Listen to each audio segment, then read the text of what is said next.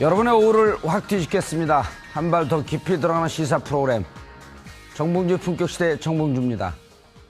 문재인 정부가 일자리 창출을 위해 11조 2천억 원의 추가 경정 예산을 편성했습니다.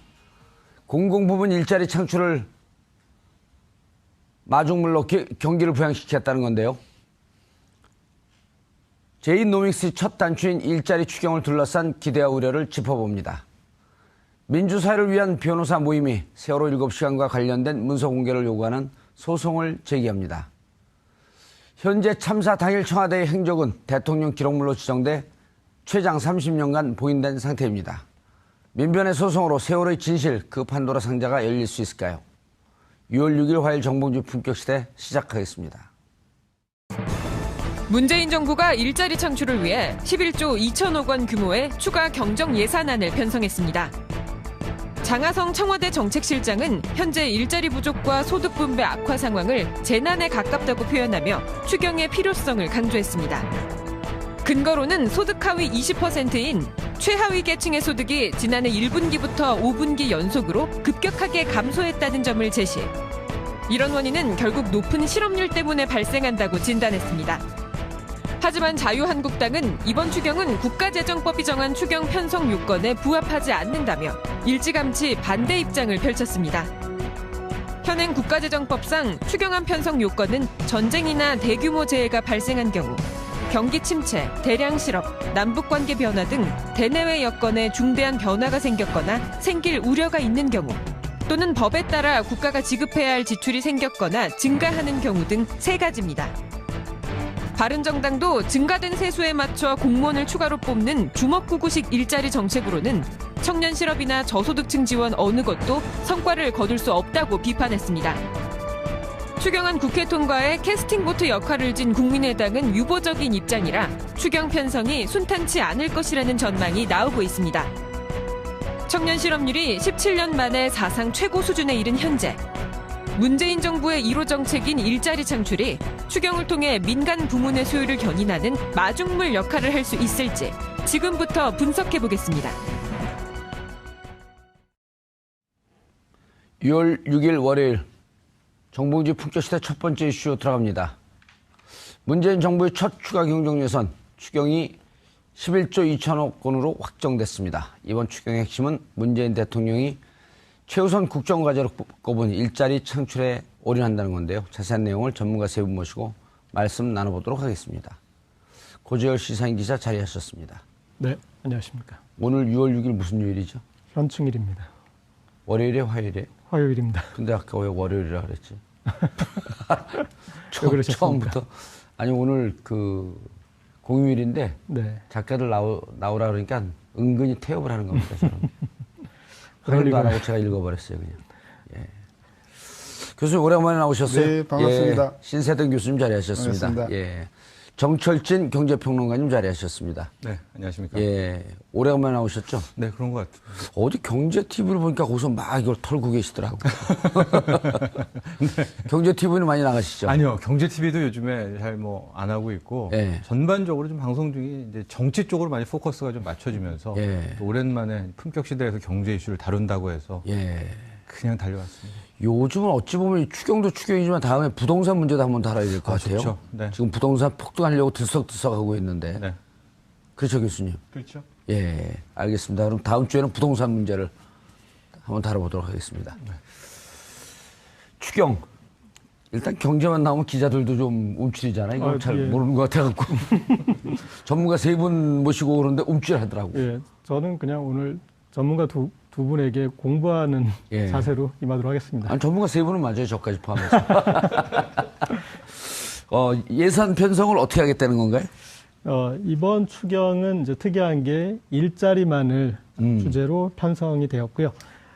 구체적으로 보면 일자리 창출에 4조 2천억 원, 그리고 예. 일자리 여건 개선에 1조 2천억 원, 일자리 기반 서민생활 안정에 2조 3천억 원, 그리고 마지막으로 지역 일자리 창출을 위한 지방재정 보강에 3조 5천억 원이고요. 예.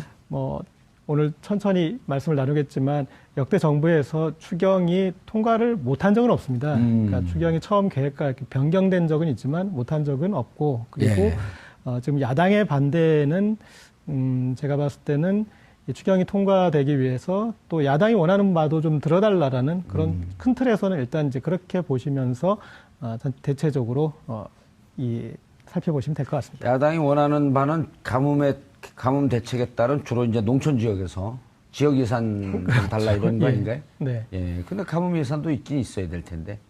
지금 가뭄이 예. 지금 갑자기 추경으로 반영할 만큼 국가 자연 상태냐? 그렇죠. 이제 거기에서 약간 좀 이견이 있을 수 있어서 만약에 이제 가뭄이 이거보다 더 심해진다. 근데 오늘 좀 비가 오고 있긴 합니다만 예. 더 심해진다면 또 가뭄을 자체로 이렇게 극복할 수 있는 이제 그 긴급 예산이나 그런 것도 편성할 수 있을 것 같습니다. 예.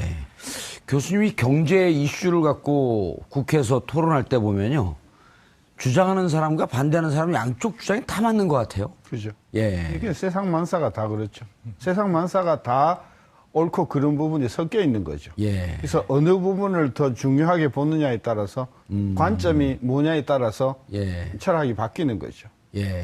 그래서 이번 추경도 보면 이제 관건은 국회에서 이게 통과될 것인가 하는 문제인데 아까 우리 고 기자님 말씀대로 사실 역대 정부가 추경을 한 번도 국회에서 반대해서 저지된 적은 없어요. 예. 꼭 있어 왔고요. 또 하나 재밌는 거는 매 정부가 출범하는 해에는 꼭 추경이 있어 왔습니다. 그 일종의 선물 같은 건가요? 어떻게 되는 건가요? 일종의 선물이라고 하기보단 이런 거죠. 우리가 이번에 임기를 시작하는데 올해 예산은 과거 정부가 한 거 아니냐. 그래서 세수는 새 포대에 담아야 된다. 아하. 그러니까 뭔가 새로운 돈이 필요한데 예. 이 부분은 추경으로 편성하겠다. 이게 98년, 2003년, 2008년, 2013년 지금 계속해서 어떤 정부는 두 번, 세 번 한 적도 있는데요. 예. 그래서 매년 있어 왔기 때문에 결국은 지금 야당이 반대를 한다고 하지만 결국은 반대하는 논리대로 과거 정부에서 자기네들이 추경을 해온 그런 그 경력을 갖고 있기 때문에 예. 저는 그런 부분에서는 어쨌든 논리적으로는 좀 약할 거라고 봐요. 조금 모순적 반대를 하고 있다. 자기 모순적인 예. 거죠. 이번에 11조 2천억 예산 편성한 그 규모는 어떻게 보셨어요? 지금 규모나 이제 내역을. 숫자로 보면 역대 5번째예요. 98년도 IMF 이후에 5번째인데 예. 근데 사실은 지금 11조 2천억 원을 예를 들어서 20년 전에 또는 10년 전에 이 김대중 정부 때나 아니면 이명박 정부 때의 그 1조하고 1대1로 비교할 수는 없으니까 예. 사실은 지금 11조 2천억이라고 하는 것은 과거 수준으로 우리가 평가를 다시 해본다고 하면 5위가 아니라 한 7위, 8위권 내려가는 거다. 돈의 가치가 좀 떨어졌으니까. 예. 저는 그래서 그 자체를 가지고 5위다, 4위니까 이게 크다, 작다 이렇게 논란하는 것은 별로 경제적인 실익은 없고요. 예. 이 내용이 어디에 투입되는가 하는 부분이 중요한데 역대 그 추경은 대부분 인프라에 집중됐었어요. 기간 시설. 예. 기간시설이라 그러면 그래도 좀 매력적이라고 한데요. 최경환 때는 뭐 했냐면은 복합 리조트라고 해가지고 예. 관광단지 개발하는데 투입하겠다 그런 추경 예산을요? 그렇죠. 예. 그 2014년도 추경이 이제 그랬다고 예. 기억이 되는데 어쨌든 이번에 추경은 규모보다도 내용을 일자리 쪽에다가 방점을 뒀다는 것이 굉장히 저는 소위 우리가 자주 쓰는 파라다임 시프트다. 예. 파라다임 시프트고 여태껏 해왔던 추경하고는 본질적으로 성격이 좀 다르다. 저는 그런 면에서는 평가는 하고 싶은데 그 내용을 우리가 조금 이따 들어가 보면 예. 이게 과연 그러면 일자리인가 그런 부분에 있어서는 저는 조금 납득이 가지 않는 그런 부분이 있어요. 예를 들면은 여러 가지 사실은 복지에 관련된 지출들. 예.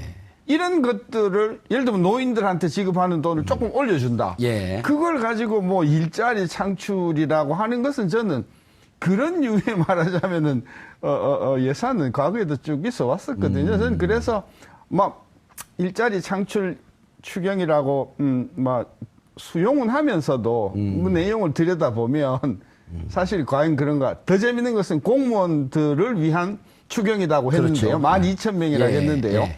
금년에 공무원들 채용이 들어가는 돈은 80억밖에 안 돼요. 공무원을 채용하기 위해서 여러 가지 절차를 밟는 데 들어가는 돈, 그게 80억이거든요. 예. 그걸 가지고 뭐 공무원 12,000명을 공무원을 뽑기 위한 준비 작업. 그런 면에서 보면은 이 사실은 조금 일자리다라고 하기에도 조금 부끄러운 부분이 없는 건 아니죠. 예. 알겠습니다. 정평론가님. 11조 2천억 예산을 어떻게, 추경 예산을 어떻게 확보하겠다라고 하는 계획도 나와 있죠? 네. 예. 이 부분에 있어서는 일단은 여권 정부에서는 굉장히 잘했다는 쪽으로 이제 발표를 하고 있거든요. 왜냐하면 자신들이? 네, 11조 2천억 자신들이 내용을 좀 발표하면서 보면 잘했다 그러죠? 못했다 그래요? 그 보통 그러니까 예. 이제 이런 거죠. 적자 국채, 그러니까 국채를 발행해서 아하. 적자 재정을 써서 예. 추경에 쓸 돈을 땡겨 오는데 이번 11조 2천억의 좀 내용을 좀 보면 올해 역시 좀 부동산도 화랑이고 담배세 인상이 이게 크니까 최근 예. 2년도 그렇고 올해도 역시 이제 초과 세수가 나올 것 같다. 그 중에서 8조 8천억을 미리 당겨 쓰겠다라는 게 있고 예. 작년에 초과 세수가 되면서 남은 돈이 한 1조 1천억 원이 있습니다. 그걸 세제 잉여금이라고 하는데 이거를 갖다 붙이고 또 그 정부 입장에서는 국회 동의 안 받고 이렇게 기금을 좀 약간 쓸 수 있습니다. 예. 의원님 더 잘 아실 테니까. 예. 그걸 한 1조 5천억. 그러니까 합치니까 지금 11조 2천억이 나왔는데 예. 그래서 지금 뭐 인류 산무다 해서 일자리만 있고 SOC 없고 적자 국채 발행 없고 이제 산무를 자랑을 하고 있는데 맞죠. 이것도 굉장히 건전한데 예. 제가 만에 하나 한국당이라면 그러니까 제가 야당이라면 이 부분에서도 좀 반론을 제기할 수가 있는 게 기본적으로 이렇게 초과 세수가 나오잖아요. 이 초과 세수라는 게 나오기가 굉장히 힘듭니다. 이게 최근에 2년, 3년간 나온 거는 정말 이 급격한 담배세 인상, 담배세 흡연자분들, 예. 그다음에 부동산의 뜬금없는 대화랑, 여기 양도세, 이게 터트리면서 갑자기 나온 거기 때문에 정상적으로 재정을 운용한다면 빚 갚는 데 많이 써야 되거든요. 지금 이제 국가부채도 이미 우리도 협의의 국가부채도 60% 되는데 예. 지금 그거를 다시 쓰겠다라고 하니까 실질적으로 국민들 입장에서는 여기에 대해서도 분명히 반론을 제기할 분들이 계신단 말이죠. 그래서 분명히 이번 적자 국채 없이 발행한 것도 높이 평가를 해야 되지만 또 여기에 대한 반론이 전혀 없는 것은 아니다. 이렇게 얘기를 할 수가 있습니다. 보통 이런 게 잘못 지금 8조 8천억이 거친 건 아니잖아요. 거칠 그렇죠. 것으로 예상하는 거 아니에요? 예, 그렇죠. 그러나 별 이변이 없으면 아마 올해까지는 이게 될 겁니다. 8조 8천억 정도의 초과 세수가 나올 겁니다. 아마. 이런 거 연초에 부풀렸다가 연말에 정산할 때는 대충 정산하고 넘어가고 이게 일종 관행 아니에요? 그게 관행인데 작년도 그렇고 재작년도 그렇고 뭐 부풀려서 해봤는데 실제 그거보다도 더 거치고 하니까 기재부도 최근 2년간은 좀 깜짝깜짝 좀 놀랐을 겁니다. 워낙 세금이 잘 거쳐가지고요. 예, 담배세 특히. 네. 그러니까 그것도 조금 이따도 얘기하겠지만 그럼 또 뭐가 문제냐? 지금 문재인 정부에서는 부동산 규제 카드를 좀 꺼내려고 하고 있거든요. 예. 그럼 이것도 약간 엇박자가 나죠. 예. 그런 부분이 분명히 있습니다. 예.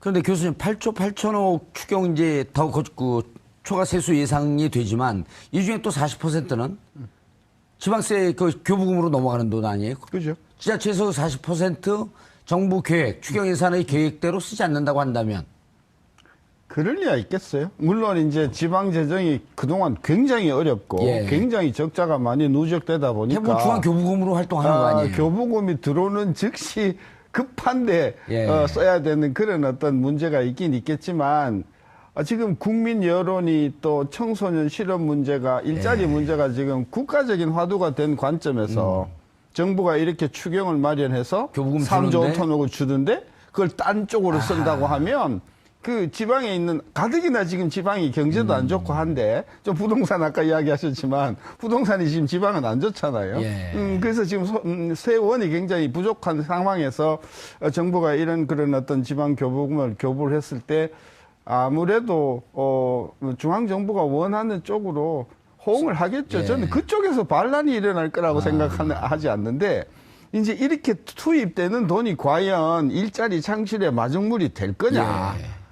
중앙이든 지방이든 이것이 저는 관건이라고 봐요. 예. 아까 그 말씀을 좀 해주시죠. 공무원 12,000명을 더 뽑는데 네. 올해는 준비하는데 80억 정도 들어가고 그렇죠. 나머지 예산은 어디다가 다 들어가는 거예요? 그러니까 이게 지금 많은 사람들은 올해 12,000명을 뽑는 걸로 알고 있는데 예. 뽑는 게 아니라 지금 뽑는 준비를 하고 뭐 작업을 하고 하는데 투입되는 것이고 막상 뽑기는 언제 뽑는데? 뽑기는 이제 뭐 그렇게 해서 이제 절차가 마련되고 필요한 규정이 바뀌어지고 뭐 공무원 그냥 뽑는 게 아니지 그렇죠. 않습니까? 공무원 총량제 또 올리고 그러잖아요. 그죠. 그리고 어느 부분을 뽑아야 예. 되냐, 어떤 직급을 뽑아야 되냐, 급여는 얼마로 해야 되냐 이런 부분들이 다 정해지고 나서 뽑는다고 하면 실제로 뽑는 작업 들어가는 것은 빨라도 내년 상반기쯤밖에 안 될 것이고요. 실제로 채용하고 투입하는 것은 그래서 급여를 받는 것은 내년 하반기쯤 될 거 아닌가. 근데 그래 놓고 그럼 보면 1년 6개월 1년 넘어섰는데요. 그렇죠. 최소한 1년 정도는 기다려야만 그 효과가 있는 것이다. 저는 그래서 이 부분이 그렇게 뭐 당장 12,000명을 가을서부터 뽑는 거로 그렇게 이해할 수는 없는 거 아닌가. 정철준 평론가님, 그리고 야당은 예산 투입에 공무원을 늘린 게 온당하냐라고 하는 원칙적인 문제도 또 제기하고 있어요. 네, 그렇습니다. 이게 뭐 일자리 추경이 갖고 있는 근원적인 뭐 물음이자 근원적인 논쟁인 것이죠. 예, 아니, 국민들이 솔직하게 말씀을 드려갖고 네. 어쨌든 문재인 정부는 후보 시절에 약속을 했단 말이에요. 일자리 그렇죠. 정부가 되겠다. 네. 일자리 만들겠다. 예. 라고 약속을 해놓고 정권을 잡았는데 네. 무언가 그에 상응할 만한 정책을 하긴 해야 될 거 아니에요. 그렇죠. 게다가 그 12,000명도 교수님께서 아마 내년 후반이라고 얘기를 하셨지만 예. 그 후보자 시절에 공약의 12,000명은 올 하반기였단 말이죠. 그다음에 행자부도 국가기획조정자문위원회에 업무 보고 들어갔을 때 제가 알기로는 한 9,000명 정도에 대한 이 TO가도 같이 보고가 들어갔거든요. 예. 그래서 실 한편으로는 이 일자리 추경에 더 올인하고 있는 그 이면에는 그 공약에 대한 예. 특히 올 하반기 12,000명이라는 거에 대해서도 꼭 지키고 싶은 그런 또 대통령의 의지도 함께 반영된 거다. 의지와 현실 어쨌든 충돌할 수밖에 없는 게 현실이네요. 예, 그렇죠. 근데 이제 바로 그 대목이 굉장한 접점이 되죠. 그래서 올해 야당과. 예, 이번 추경에서 12,000명을 뽑고 났는데 예. 그 다음에 또 어려워진다면은 또 추경에서 또 공무원 뽑고 또 예. 추경에서 또 공무원 뽑아야 되느냐 아마 이런 식의 반론들이 나오고 있는 것 같습니다. 근본적인 질문까지도 가능할 것 같습니다. 예. 그러니까 해보세요. 내가 우리- 답변할게요. 그렇습니까? 이게 일자리에 대해서 지금 이제 야당이 예. 일자리를 산업을 육성시켜서 기업이 뽑게 하는 것이 정부의 역할이지 정부가 가장 쉽게 공무원 숫자 늘려서 일자리 창출하는 게 그게 무슨 일자리 창출이냐 예. 하는 그런 주장을 하고 있고 국민들이 듣기에도 이것도 일견 합당한 주장이기도 하지 않습니까? 예. 그런데 이제 그게 대선 후보 토론에서도 좀 나왔던 내용인데 근본적인 양측의 철학이 충돌하는 그렇죠. 부분 아니에요? 그러니까 지금 우리 산업이 고도화하면서 기업이 예. 발전한다고 해서 그게 일자리로 창출되는 게 아니라 어떤 이 기업은 계속 매출은 늘고 고도화되는데 일자리는 그대로인 그렇죠. 그리고 오히려 비정규직이 양상되는 이제 그런 양상을 우리가 지금까지 오지 않았느냐. 그리고 선진국의 지금 일자리 형태를 보면은 공공 부분에서 어떤 공무원이든 중공무원이든 뭐 공기업이든 이 형태에서 늘어나고 있다. 그리고 그 수치와 비교했을 때 우리는 아직까지 상당히 거기는 이제 TO가 남아 있다. 이제 이런 어떤 그 주장들이 있어서 예. 뭐 제가 거기에 어떤 부분이 이제 옳다고 말씀 못 드리겠지만 양쪽 다 옳은 것 같고 또 양쪽 다 틀린 것 같고 그렇죠. 예. 그리고 이제 그래서 저는 사실은 일자리 추경이라는 이 컨셉을 끝까지 지켜낼 수 있느냐 저는 그게 궁금해요. 사실은 그 일자리 추경이라는 지금 왜냐하면 이 추경안이 왜곡되지 않게 하기 위해서 이 추경이 필요한 다른 요소도 있겠지만 정부에서는 다 차포떼고 일자리만 했거든요. 예. 그런데 이게 통과되는 와중에 야당의 주장을 들여다보면은 이게 생선 가시에서 살이 다 발리고 가시만 남을 수도 있거든요. 예. 심지어 자유한국당은 올해 2월까지만 하더라도 추경이 필요하다라고 가장 강하게 주장했던 정당이에요. 그런데 지금 무조건 이렇게 반대를 하고 있고 그래서 지금 이 일자리 추경이라는 이 단일한 목적을 끝까지 유지할 수 있을지 저는 그게 가장 궁금합니다.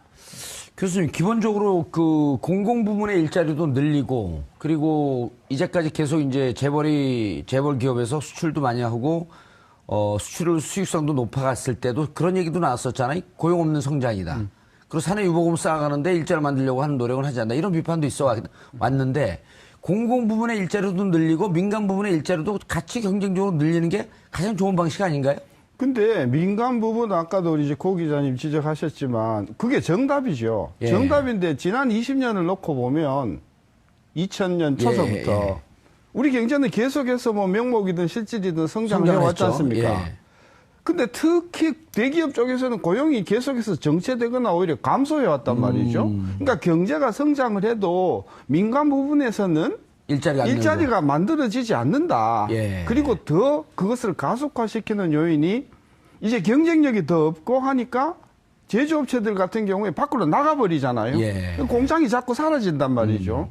그래서 제조업이나 민간 부분에서 일자리를 만든다라고 하는 것이 정답이기는 하나 현재 체제와 현재 레짐으로는 이게 이루어지지 않는다. 이제 그런 그 고민이 있는 절박감에서 거죠. 예. 정부가 이제 나서서 일자리를 만들어야 되지 않겠는가 이제 칼을 뽑은 건데 저는 철학을 조금 잘못 가져갔다고 봐요. 이번에 그 추경의 철학을. 예. 일자리가 중요한 게 아니고 국가가 마땅히 해야 할 서비스 중에서 지금은 상당히 부족한 부분이 있다. 그 부분을 서둘러 보완을 해야 된다. 예. 저는 그것이 정답이었다고 봐요.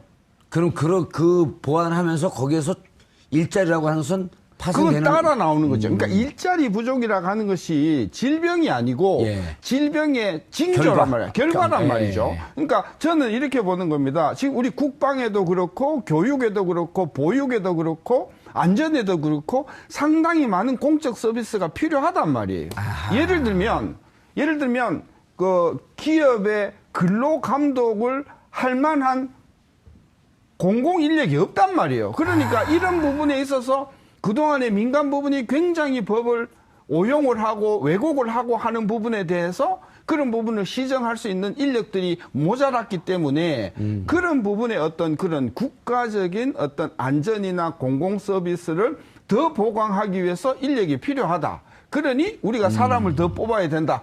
이게 이 정부가 그렇게 나갔어야 되는데 그냥 일자리가 없다는 사실 부분에만 매달리다 보니까 지금이라도 방향을 조금 틀어버리면 안 될까요? 그러니까 저는 예. 아까 우리 고 기자님이 이 일자리라고 하는 이 드라이브가 예. 5년 내내 갈 수 있는가? 지금 저는 야당도 그 비판을 하고 있잖아요. 그 부분에 예. 있어서 저는 핵심 원칙은 뭐냐면 지금 한국 정부가 성장하면서 그동안 우리가 등한시 해왔던 안전 부분, 복지 부분, 여성의 인권 부분 또는 교육의 부분 많은 지금 복지에 예. 그런 어떤 공백이 있는데 이 부분을 우리가 메꾸기 위해서 우리는 인력이 필요하다. 시스템도 강화하고 그렇죠. 그 시스템을 강화하기 위해서는 인력이 부족하니 그 부분에 인력을 충당하자. 충분한다. 이렇게 나가야 되는데 뭐 그냥 공무원들 그냥 더 뽑자 하니까 바로 그냥 그러면 공시생만 양산할 거냐. 젊은 애들이 전부 그럼 공시 쪽으로만 빠질 거 아니냐. 이제 그런 비판이 난다. 저는 그래서 철학을 저는 다시 정립을 해서 이게 이 부분을 아마도 그 철학을 바꾸지는 못할 겁니다. 아니 안전, 그러게 복지, 그 여성 부문, 교육 부문 이렇게 지금 대충 러프하게 이렇게 몇 가지 부분을 말씀하셨는데 네. 이 부분도 공공 서비스에 기여하게 되면 공무원적 역할을 하는 거 아닌가요? 예, 그런데 이게 예. 제이노믹스를 잘 보셔야 되는데 예. 이 소득주도 성장론이라는 게 지금 제이노믹스의 핵심 그렇죠. 아닙니까? 소득주도 성장론이죠. 그때 소득이 무슨 소득이냐? 가계소득입니다. 가계소득이 늘어나면 가계가 소비를 한다.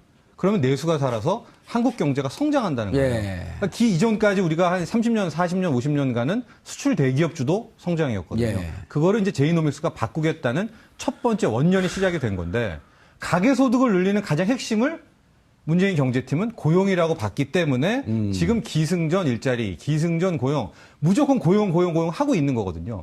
방금 이제 이게 왜 말이 안 되냐면은 이 소득주도 성장에 대해서 실은 정면으로 비판하는 쪽은 좌파 경제학자들입니다. 왜냐면은요, 이 진보 경제학자들은 왜 쿠션을 치고 돌아가느냐 이런 거예요. 직접적으로 들어가지 않고. 예, 왜냐면 고용을 늘렸어요. 소득이 늘어났죠. 예. 소비를 안 해버리면 어떡합니까?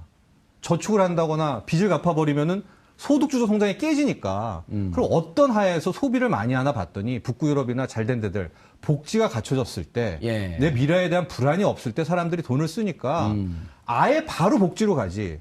바로 그러니까 이 일자리를 내걸지 말고 방금 신 교수님이 얘기한 것처럼 바로 지금 우리가 사회 안전망이 더 필요하니까 그래서 인력 뽑는다라는 그렇게 들어가면은 되지 않느냐. 왜 굳이 소득, 고용, 성장이라는 한 바퀴를 돌리느냐를 되게 지적을 많이 하고 비난을 많이 하는데 실은 이렇게 되면 또 뭐가 문제가 나오냐면은 그동안에 망한 나라들, 뭐 그리스라든가 또 스페인이라든가 복지 때문에, 물론 복지 때문에 망했는지 뭐 복지 탈세 때문에 때문에 망한 망했는지 것은 뭐 아니죠. 논란이지만은 이제 거기에 대한 비난이 있기 때문에 이제 제이노믹스는 한식 돌렸죠. 그러니까 우리는 그런 건 아니다. 바로 복지는 가지 않고 일단 고용하면 소득 늘어나고 소득 늘어나면 소비하고 성장한다는 이 프레임을 짜고 있기 때문에 실은 제이노믹스에서 이 시점에서 일자리를 포기한다는 것은 스스로에 대한 정체성을 버린다는 겁니다. 아니죠. 예. 일자리를 포기하는 게 아니고 교수님 말씀하고 그 접합을 시켜보면 일자리다. 근데 그냥 그 대책 없이 무조건 공무원 12,000명 늘리는 일자리가 아니라 그 공무원 중에서도 사회 안전 시스템이 안 돼 있기 때문에 복지를 위한 일자리다. 복지를 위한 일자리. 네. 여성 부분, 교육 부분에 대해서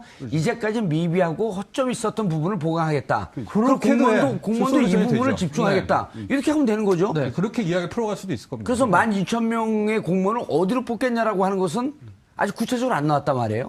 그래도 뭐 선생님이라든가 이번에 예. 보니까 군무원이라든가 소방관이라든가 소방관은 큰 늘려야 된다고 카테고리에서는 하니까, 이제 예. 나왔더라고요. 이번에. 일단 소방관 부족분이 58,000명 늘리겠다고 하니까 거기서 일단 14,000명이 부족해요.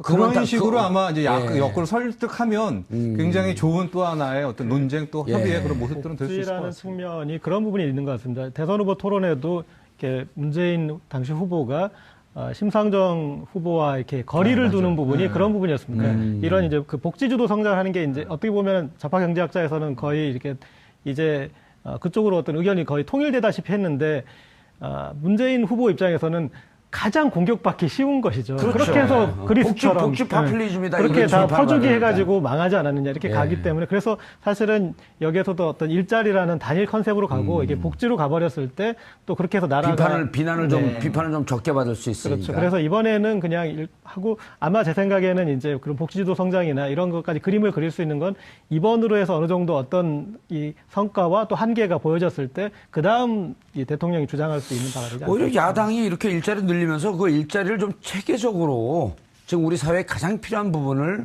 균형적으로 균형 맞추면서 일자리를 좀 늘려가자라고 하는 거에 대한 디테일.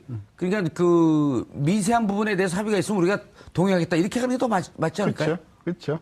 그러니까 제가 보기에는 지금 야당이 뭐 하도 여러 당이 있어서 예. 야당이라고 우리가 뭉뚱그려 비판하기는 조금 어렵긴 하지만은 지금 세상이 많이 바뀌었거든요. 예. 그러니까 우리 60대 이상이 요구하는 또는 바라보는 한국하고 3, 4, 50대가 바라보는 한국하고는 진짜 차이가 많거든요. 예. 그러니까 젊은 사람들이 국가에 대해서 요구하는 그 발을 우리 60대 이상의 그 노령층에서는 이해를 잘 못한단 말이에요. 그러니까 세상이 많이 근데 저는 복지라는 말 쓰는 것 자체도 조금 그 복지라고 하는 것이 하도 그 다양한 의미를 내포하고 있기 때문에 저는 복지라는 것으로 모든 보자기를 싸가지고 어떤 개혁적인 정책을 저는 비판하는 것은 저는 아까도 얘기했지만은 예를 들면 어떤 식품이 나온단 말이에요. 예. 그럼 식품에서 거기서 무슨 원료를 썼고 이것이 어떤 위해 요인이 되며 이런 부분에 대해서 조사를 하는 인력이 식약청이 태없이 부족할 거라는 이야기죠. 예. 그러니까 새로운 음식이나 새로운 약이나 새로운 제품들이 나왔을 때 그것이 국민들한테 어떤 장래적인 위해를 끼칠 것인가에 대한 그런 부분에 대해서 심도 있는 연구를 할 능력이 안 되기 때문에 자꾸 지난번에 가습기 같은 사태들이 앞으로 안 일어나라는 보장이 없단 그렇죠. 말이죠. 기술은 점점 더 발전되고 그러죠. 안전 규정을 삭삭 피해가는 그런 기술이 그렇죠. 나올 텐데. 그리고 새로운 것들을 시도하는 부분에서 새로운 것들이 우리 인체에 어떤 해를 끼치는가에 대한 충분한 연구가 없이 나오는 것들이 너무 많기 때문에 그런 부분에 있어서의 어떤 인력이나 또는 그 검사 체계는 충분히 우리가 보강될 필요가 있고 예. 저는 그런 부분에 대해서 투자를 하고 하는 것은 이것은 미래 사회에 다른 나라에도 그런 기술을 우리가 전파할 수 있는 그런 어떤 잠재적인 소위 신산업이기 때문에 이런 예. 부분에 대해서 우리가 과감하게 인력과 재원을 투입하는 것 그걸 저는 복지라고 하면 좋다 이거예요. 예. 복지. 그런 부분에 대해서 우리가 좀 전향적으로 저는 투자를 많이 토론도 해줘야 하고, 되는데 저는 지금 현재 지금 집권당이 생각하고 있는 일자리가 뭐 조금 이따 나오겠지만은 노인네들의 어떤 그런 하기 쉬운 어떤 일자리 뭐 그런 류의 일자리 같으면 진짜 비판을 받을 수 있다. 저는 그렇게 봐요. 대체로 일자리 그 방향을 어떻게 잡고 있나요? 통화님. 현재 보면은 이제 공무원, 우리가 가장 야권을 비판하는 공무원은 실은 12,000명이고요. 예. 큰 틀에서 구별을 보면은 공공 부분에서 한 71,000명을 뽑는다고 하는데 제가 말씀드렸듯이 공무원은 실은 12,000명입니다. 예.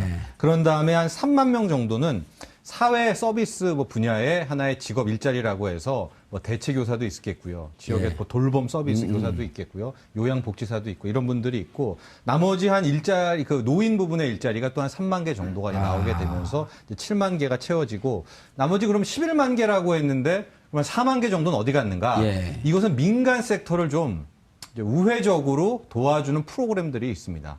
가령 2+1이라고 해서 중소기업에서 3명의 정규직을 뽑게 되면 1명은 연간 2천만 원 한도 내에서 정부가 뭐 1명을 지원해준다. 그런 식으로 하다 보면은 그 예산 플러스 곱하기 연수하면은 인원수하면은 또 그 정도 규모가 나오지 않습니까? 예. 그래서 11만 개의 일자리 창출이 이제 가능하다 이렇게 평가가 되고 있죠. 일자리라는 이제 키워드에서 저는 좀 이제 정치적인 코드도 있다고 봅니다. 그러니까 지난 대선에서 지역 대결 양상은 옅어졌지만 세대 대결 세대, 양상이 그렇죠. 상당히 예. 커졌습니다. 그래서 지금 문재인 대통령은 어찌되었건 20대, 30대, 40대 이 젊은 층의 지지를 많이 폭발적인 받았고 지지를 받았죠. 그렇죠. 예. 그리고 야당은 지금 이제 60, 70대 지지세가 많은데 그런데 일자리라고 했을 때 물론 여기에 부분적으로는 노인 일자리도 끼어 있지만 대체적으로는 최초 고용에 대한 문제이기 때문에 청년 일자리 그래서 이 일자리 정책을 통해서 지지층을 일단은 공고히 하고 가는 그런 어떤 그 정무적인 판단도 결합돼 있다고 봐야 됩니다. 예전에 박근혜 정부에서 노인수당이나 그런 이제 그런 복지 정책을 통해서 초반에 어떤 이 노년층에 대해서 어떤 공약했던 것과 비슷한 맥락으로 봐야 될 부분도 있을 것 같습니다. 교수님, 근데 가장 중요한 게 이 정책을 진두지휘하는 수장은 누가 하는 거죠? 김동연 경제부총리가 합니까? 아니면 장하성 정책실장이 하는 겁니까? 아무래도 청와대 정책실장이 모든 정책을 총괄하지 않겠는가 예. 그래 보고 또 이게 관련 부서가 이게 뭐 기재부만 있는 게 아니고 복지부, 교육부 그렇죠. 뭐 여러 부처가 다양한 다 있으니까요. 그리고 또 중앙정부뿐만이 아니라 지방정부 아까 우리 공무원이 12,000개 그랬는데 그중에서 중앙정부는 45,000개고요. 지방이 4,500개고 지방이 7,500개거든요. 12,000개도 보면 대부분이 지방에 쏠려 있단 지방에. 말이죠. 그러니까 그런 관점에서 보면 이런 정도의 어떤 그런 그 정책을 추진하는 주체는 청와대 정책실장이 아니겠는가 그렇게 보여져요. 청와대 컨트롤 타워가 있을 것이다. 그렇죠.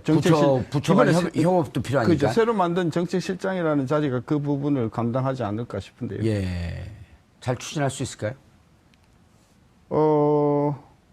일단은 뭐 국회를 통과할 것인가. 저는 그 부분이 가장 관건인 것 같고요. 예. 또 야당은 또 이거 뭐 순순히 넘겨 줄 것 같지 않아요. 예. 저는 그런 관점에서 상당히 의회에서 갑론을박 그러는 과정에서 금액이 조금 깎일 가능성이 저는 다분히 있다고 보고 야당이 이걸 가지고 뭐 완전 보이콧은 못 할 것이다. 예. 왜냐하면 아까도 그 세대 간의 어떤 그런 불만도 있고 하니까 또 기본적으로 공공 서비스에 대한 국민적인 요구가 있고 하니까 이것을 전적으로 보이콧은 못 하겠지만 상당 부분이 상처를 좀 내는 쪽으로 해서 저는 이 추경은 통과되지 않겠는가 저 그렇게 전망하는 거죠.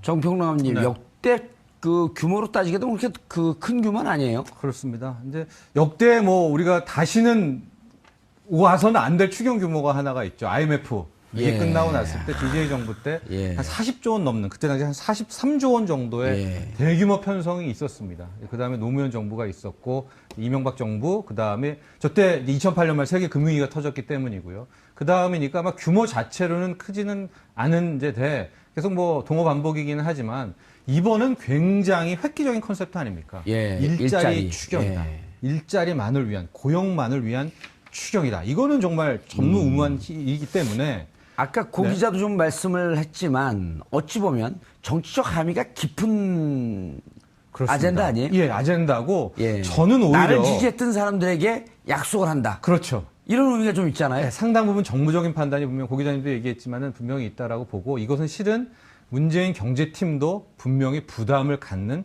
첫 번째 행보입니다. 왜냐하면 이게 우리가 안 가본 길이거든요. 예. 대한민국 역사상 우리가 수출 대기업 주도 성장이었지 언제 이 가계소득 주도 성장이라는 걸 가보지 않은 그 길이었고 그 길의 첫 걸음을 공공부문 일자리, 공무원 공공부 섹터의 일자리라는 걸 통해서 첫 발걸음을 떼는 건데 예. 야권에서 어떻게 하더라도 결국 통과가 되겠죠. 통과가 될 텐데 과연 이것을 1년이 지난 내년 이맘때쯤 내년 6월 말쯤에 그때 당시에 이게 어떻게 됐나에 대한 평가가 나왔을 때 예.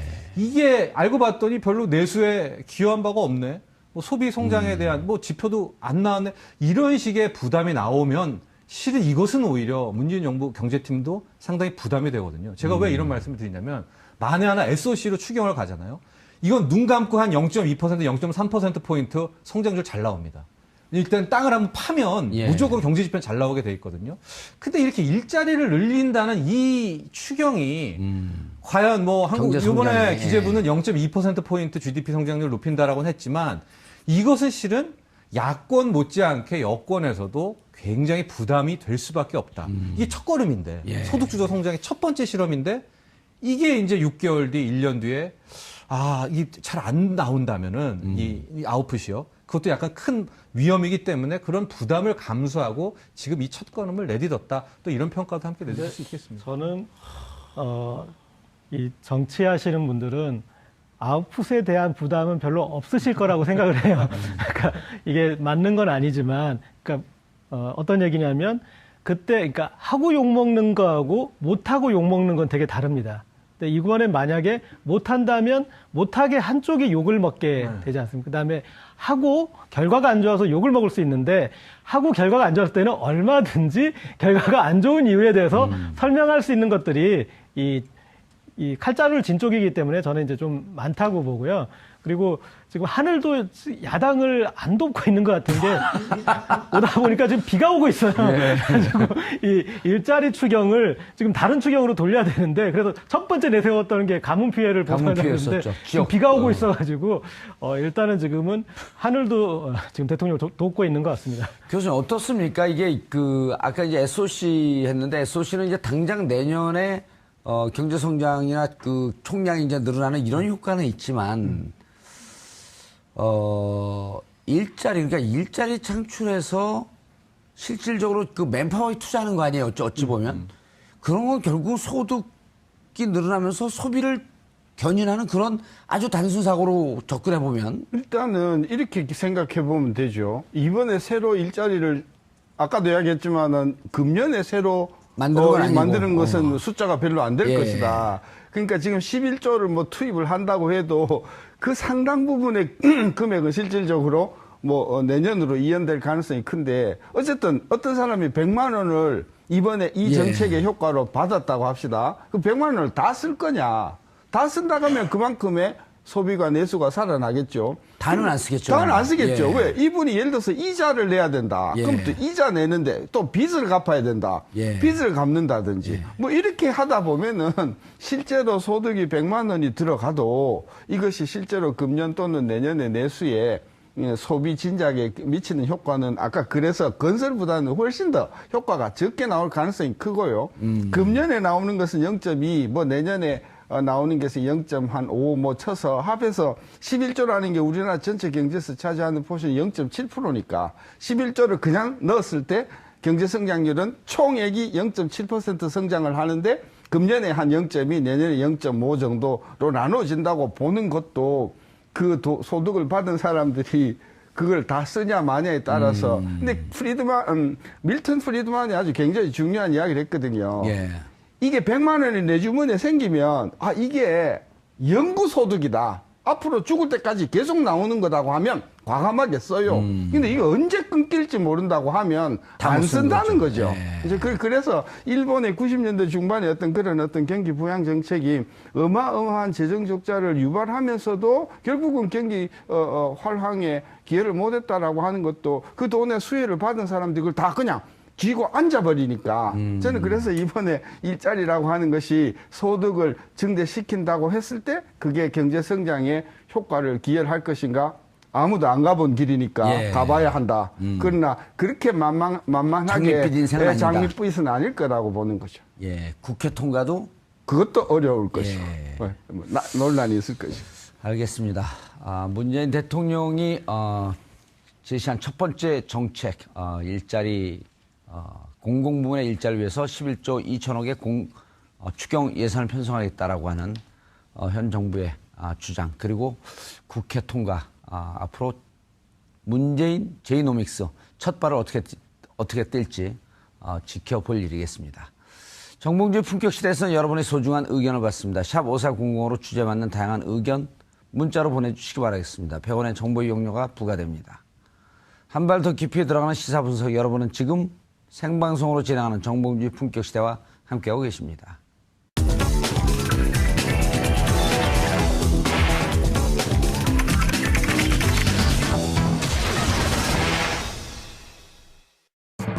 민주사회를 위한 변호사 모임은 오는 7일 서울행정법원에 세월호 참사 당일 청와대 보고 문서를 공개해달라는 소송을 제기합니다.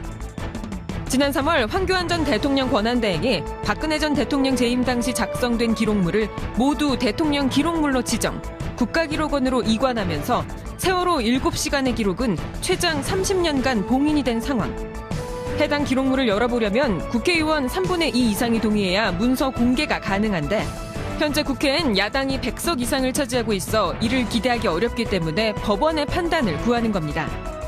민변 소속 송규호 변호사는 황 전 권한대행은 자신의 대행 직무기간이 아닌 박 전 대통령의 재임 기간의 문서를 봉인했으므로 법적 권한이 없다고 봐야 한다고 주장했습니다. 황 전 대행의 지정이 권한을 넘어선 불법 행위라는 게 민변 측 판단입니다. 박 전 대통령은 세월호 참사 당일 자신이 할 일은 다 했다고 주장하고 있지만 확인할 수 있는 문서가 공개되지 않았기 때문에 박 전 대통령이 국민의 생명을 지키는데 책무를 다했는지 밝히기 어려운 상황. 과연 이 소송으로 세월호 참사 당시 왜 정부의 구조가 신속하게 이뤄지지 못했는지, 박 전 대통령이 사고 발생 7시간 뒤에야 모습을 드러냈는지 등에 대한 국민적 의문이 풀릴 수 있을지 귀추가 주목됩니다.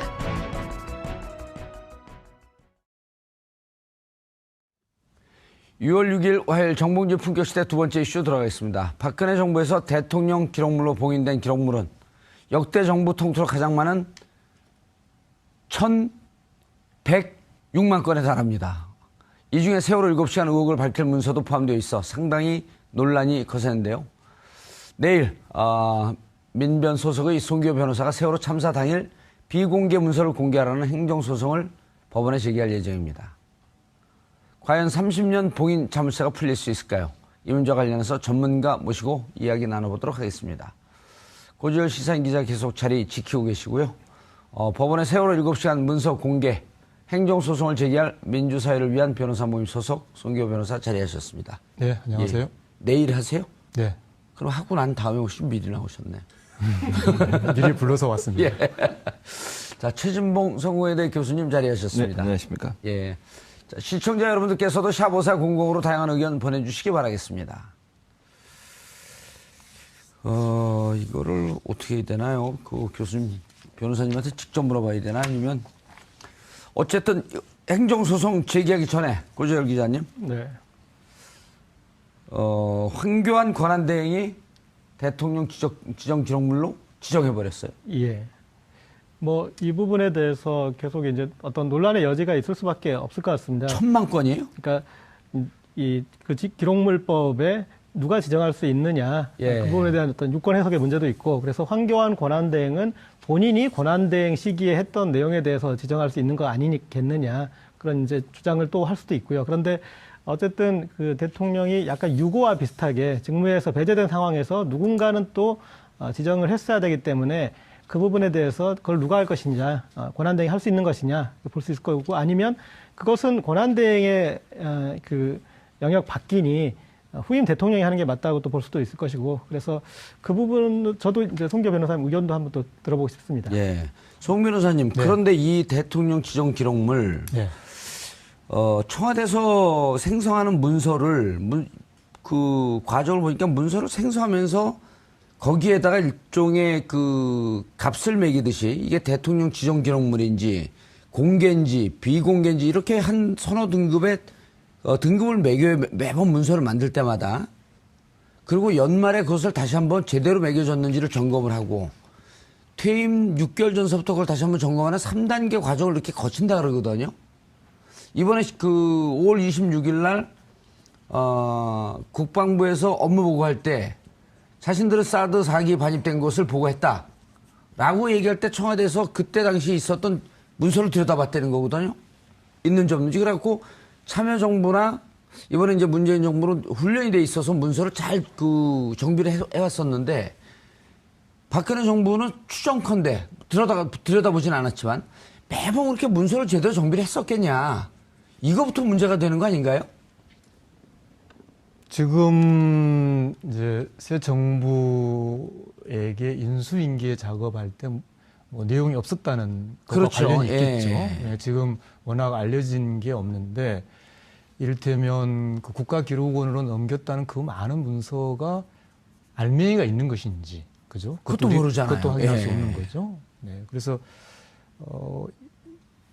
우선 이제 그래도 이 대통령 지정 기록물로 지정을 해서 이관했다고 하는 것이 예. 국가기록원의 확인이니까 일단 거기에서 출발하는 게 네, 부득이하겠죠. 어떻게 됩니까? 그 청와대에 있었던 문서를 국가기록원으로 넘기면서 이후 정부가 그거를 열람하거나 볼 수 있도록 카피를 남겨두는 건가요?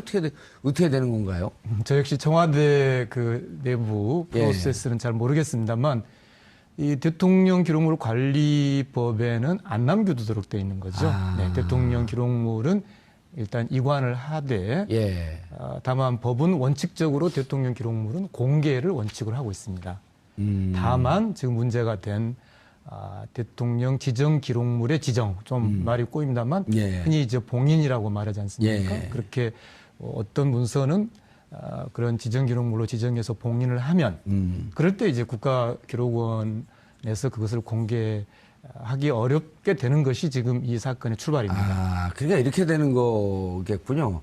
전체 대통령 기록물은 이후 정부가 전임 정부가 한 일을 알 수 있게끔 일정 정도 문서는 그 인수인계가 되어야 하고 이 중에 국가 안위와 관한 문제, 공개해서는 안 되는 문제들 이런 것은 일부를 비공개로 하는 이런 과정으로 되어 있는데 지금 같은 경우는 인수인계도 된 것도 없이 전체가 다 국가 기록물로 이관된 그렇게 봐야 되나요? 그 부분 간단히 먼저 말씀드리면 예. 네, 대통령 기록물이라는 넓은 개념이 하나 있고요. 예. 그 안에 이제 봉인이라고 하는 지정 대통령 기록물. 지정 기록물인 거죠. 전체 대통령 기록물은 다 이관이 되고 예. 공개가 원칙인데 다만 이 지정된 부분도 당연히 이관은 되는데 공개하지 않는 이런 것이죠. 알겠습니다. 결국은 후임 대통령도 대통령 이 기록물 관리원에 가서 볼 수는 있는 거죠.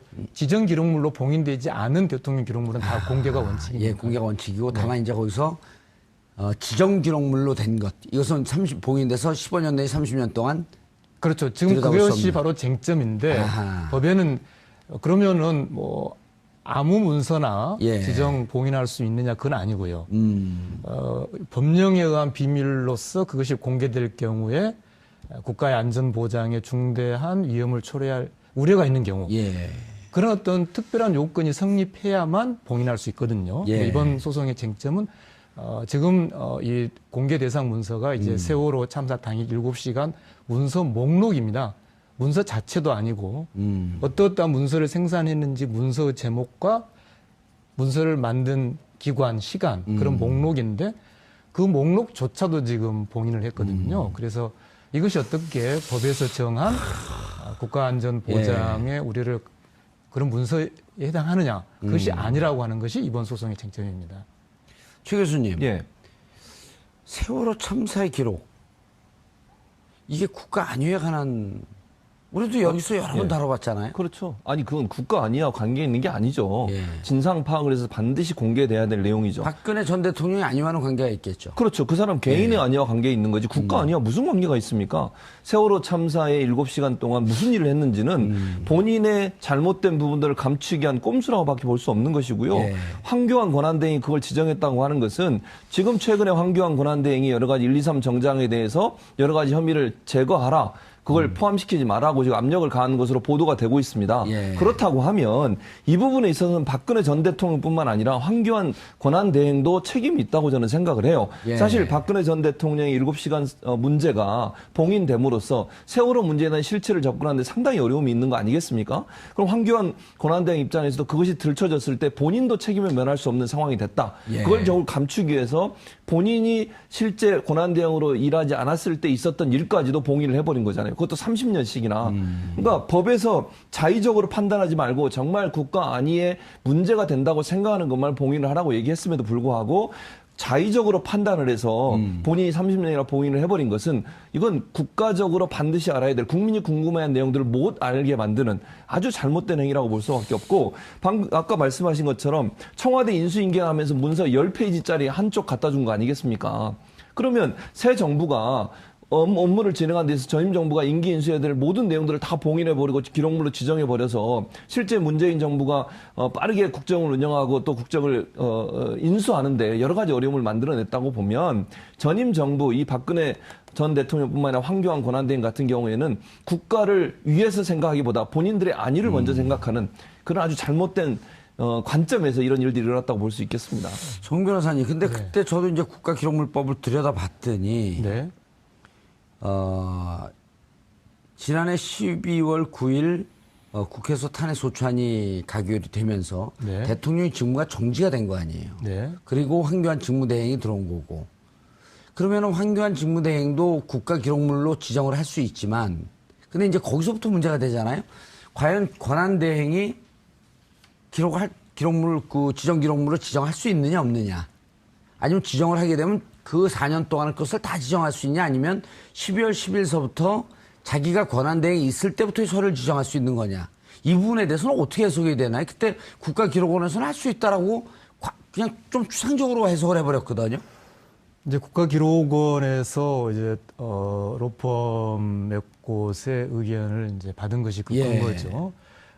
물론 이 사건의 더 핵심적인 쟁점은 이제 과연 이 세월호 문서 목록이 그 법적 요건에 해당하는지가 더 큰 쟁점입니다만, 지금 말씀하신 대로 환경 권한대행 권리가 어디까지 되는 거예요? 권한대행의 권한 범위라는 또 다른 쟁점을 본다면, 물론 이게 지금 전혀 법원 판단을 받지 않은 일이기 때문에 여러 가지 의견이 가능하겠습니다만, 제가 갖는 해석론은 이 법률 조항에 보면 대통령 권한대행의 직무수행과 관련한 문서가 대통령 기록물이거든요. 그러니까 대통령의 직무수행과 대통령 권한대행의 직무수행이 법률에 의해서는 구분되어 있다고 보는 것이죠. 예. 그렇기 때문에 법률이 대통령 권한대행이라는 용어를 쓰면서도 불구하고 그렇게 직무수행을 분리했다는 이야기는 본인, 그러니까 대통령 권한대행이 그 자신의 직무수행과 관련된 부분만 봉인할 수 있다라고 해석하는 것이 더 타당한 해석이다라고 그렇게 보는 거죠. 그럼 그 기간을 따지게 되면 12월 10일 이후의 문서만 그렇죠. 봉인할 네. 수 있다는 거 자신이 아니에요? 권한대행으로 있을 때. 직무수행한 것에 한해서. 네. 그런데 왜 그 전 것까지 다 있죠? 이제 그게 이제 법원의 판단을 이제 구하려고 하는 거죠. 그리고 저는 이게 대통령 기록물법의 법의 취지가 사실은 기록이지 않습니까? 예. 그동안에 이제 전임 정부에서 어떤 중요한 어떤 기록을 충분히 남겨놓지 않는다라는 문제 의식에서 시작한 법인데. 그렇죠. 다 폐기해버리니까 그거 폐기하지 마라. 네. 그리고 좀 남겨놔라. 이런 취지였잖아요. 그런데 당초. 이제 어떤 그 법의 취지를 왜곡하고 이 통치 기록을 숨기는 이제 그런 그 저기로 돼 있는데, 거기에 대해서도 이제 어떤 일부 개정이 저는 좀 필요할 것 같고, 그 다음에 또 연결해서 지금 문재인 정부가 출발해서 난항을 겪고 있는 것 중에 하나가 인수인계가 제대로 안 돼서이기 때문이지 않습니까? 그래서 이 기록물법의 연장선상에서 어떻게 보면 인수인계법의 성격을 지닌 최소한의 다음 정부를 위해서 이렇게 넘겨야 될, 분명하게 명확하게 넘겨야 될 부분들도 기록으로 좀 정리될 부분이 필요가 있지 않나 싶습니다. 그리고 지난 노무현 정부 때 국가 안전에 관련 위기관리에 대해서 매뉴얼을 만들어놨다가 그 매뉴얼북들을 심지어 청와대 지하 벙커에 이렇게 가지런히 꽂아놓기까지 하고, 제가 눈으로 확인도 했습니다만, 어쨌든 그랬던 것들을 위기관리 매뉴얼들이 또 거의 봉인되다시피 그렇게 무시되다가, 지금 보니까 당시 이제 그런 그 위기관리 그 매뉴얼을 만들었던 유희인 비서관이 지금 국민 안전처에 이렇게 아마 임명이 될 것 같은데, 그렇게 해서 그런 것들도 좀 체계화되는 노력들이 다시 좀 법적으로 또 완결되었으면 하는 바람입니다. 네, 그 정봉주 앵커께서 제기하신 문제 짧게 말씀드리면, 이제 그러면 이런 반론이 있을 수도 있지 않습니까? 그게 갑자기 직무 정지된 상태에 그 대통령 수행 기간 중에 있었던 문서는, 그러면 만약에 권한대행이 어떻게 할 거냐? 아무런 행위를 할 수 없다면 그건 다 자유롭게 공개돼야 되는 거냐? 그것에 대해서도 이 법은 어떤 대비책이 있습니다. 이 법은 어떻게 되어 있냐면, 대통령 기록물은 공개를 원칙으로 하되, 다만 비공개는 정보공개법에 따라서 비공개할 수 있도록 되어 있어요. 그 정보공개법에 이미 국가안전보장을 이유로 하는 비공개 조항이 있습니다. 그러니까 설령 황 대행이 박 전 대통령의 직무수행 기간 동안에 대해서 봉인을 하지 않았다고 해서, 그러면 그게 다 통째로 공개가 되는 건 공개되느냐? 아니고. 그건 아니라는 거죠. 근데 이 문제를 세월호 7시간 문제 그 문건이 비공개가 됐는지 제일 처음에 이 문제 제기를 하면서 송 변호사가 찾아낸 거 아니에요? 제가 이제 이 뭐 한미 자유무역 협정이라든지 예. 뭐 일본 수산물 방사능 검역이라든지 주로 이제 국제 통상 분야에서 정보 공개 청구 활동을 이제 꾸준히 했지 않습니까? 예. 그런데 이 세월호 7시간 문서에 대해서는 이제 결국은 영장 집행도 사실상 좌절되고 이제 그런 걸 보면서 이거 정보 공개 소송을 해야겠다라고 판단을 한 거죠. 그런데 정보 공개 청구를 했더니만 의외로 그 부분까지 이 지정 즉 봉인됐다라는 그러니까 옛 정부, 옛 청와대의 답변이 있었죠. 그게 이제 처음 확인된 문서였던 그 거예요. 부분까지라는 건 뭐죠? 목록까지도 다. 그렇죠. 그러니까 세월호 애초에는 그때만 하더라도 목록까지라고는 답이 없었고 예. 그때 이제 세월호 문서 내용 관련 문서들 전체 다. 예, 그렇죠. 그래서 이제 이게 처음으로 지정됐다는 걸 확인할 수 있었고요. 근데 문제는 이게 지정이 되고 나서는 이제 아까 말씀드린 것처럼 국가기록원은 넘어가 버리지 않습니까? 예. 청와대는 없단 말이죠. 그러니까 이제는 국가기록원에다가 정보공개 청구를 할 수밖에 없는 것이죠. 예. 그래서 국가기록원에 아까 말씀드린 이것은 대통령 기록물 관리법상의 요건을 갖추지도 못했고 또 지정할 권한이 없는 자가 지정한 것이기 때문에 무효다. 무효다. 네, 그렇기 때문에 국가기록원은 공개를 해야 된다라고 정보공개 청구를 했더니만 국가기록원은 이미 지정되어 있다. 그래서 다시 이의 신청을 했더니만 국가기록원에서는 이게 무효인지 아닌지를 판단할 권한이 없다. 그래서 이의 신청까지 기각이 되는 상황이죠. 예. 그래서 결국은 이 문제는 그렇다면은 법에 나와 있는 제적위원 국회 제적의 3분의 2 이상의 동의로 이걸 풀 수 있느냐? 예. 지금 국회 상황에서는 어렵단 말이죠. 어렵죠. 네. 예. 그럼 이걸 막연히 그러면 다음 총선에 넘기는 게 과연 지금 이 세월호 진실 규명이나 또 국민의 기본권 보장의 측면에서 본다면은 그건 너무 뒤로 넘기는 거죠. 그렇게 본다면 지금 불가피하게 우리 법치주의 원칙을 법원을 통해서 확인하는 것 외에는 지금의 시점에서는 다른 방법이 없게 된 그런 상황인 겁니다. 어떻게 확인한다는 거죠? 결국은 법원에 소송을 해서 이 어떠한 행정작용도 법률에 근거해야 되지 않습니까? 예. 법원은 행정작용이 법을 제대로 적용하고 집행했는지를 마지막으로 판단하는 것이니까 예. 아까 말씀하신 두 가지 쟁점에 대해서 법원이 판단을 하는 것 그것을 구하기 위해서 소송하는 기록물이 거죠. 지정한 게 과연 적법한 과정을 거쳤냐? 네. 아. 다른 방법이 예. 지금으로서는 없게 돼버린 겁니다. 그래서 법원에 행정소송을 한 건가요? 이제 내일 하는 거죠. 내일. 네. 자, 이게 상당히 시간이 오래 그 경고가 될 것 같지 않아요? 그렇지만 우리 아주 민감한 쟁점 우리 아닌가요? 법치주의에서 대단히 중요한 사건이 될 것이고 반드시 법원이 예. 이 대통령 기록물 관리법에서의 공개 원칙 그리고 헌법이 규정하고 있는 국가기관의 국민의 인권 보장, 국민 생명권 보호 이런 기본 원칙에 충실한 그런 심리와 판단을 해줄 것을 기대하고 있습니다. 예. 이런 최 교수님 이런 예. 문제가 있잖아요. 그때 이제 2월에 특검에서 청와대 압수수색 들어갔을 때 그랬었죠. 그때 특검 행동도 좀 석연치 않았어요. 예. 보통 우리가 아파트 이런 데서 압수수색 나오면 문 잠그고 있으면 그거 바로 따고 들어오거든요. 그렇죠. 아니면 열쇠 다른 전문가들 갖고 뜯고 들어가고. 그렇죠. 그게 왜냐면 현행범이란 말이에요. 그 영장 집행을 방해하는 거니까. 근데 청와대 가서는 총 쏠까봐 그랬나? 그냥 돌아왔죠. 열어주세요 하다가 안 되니까 행정법원에 소송을 냈어요. 그랬었죠. 그런데 거기서 기각이 돼서 결국 못 들어갔죠. 기각도 아니죠. 행정법원에서 판단할 문제가 아니다. 이렇게 그렇게 않았나요? 나왔죠. 네. 네, 네. 그러니까 결국은 청와대 압수수색을 하려고 예. 청와대가 거부하고 두 번이나 거부를 했지 않습니까? 그렇죠. 그래서 결국은 행정소송을 냈는데 법원에서도 판단할 수 없다라고 얘기를 하면서 무산이 된 사건이에요.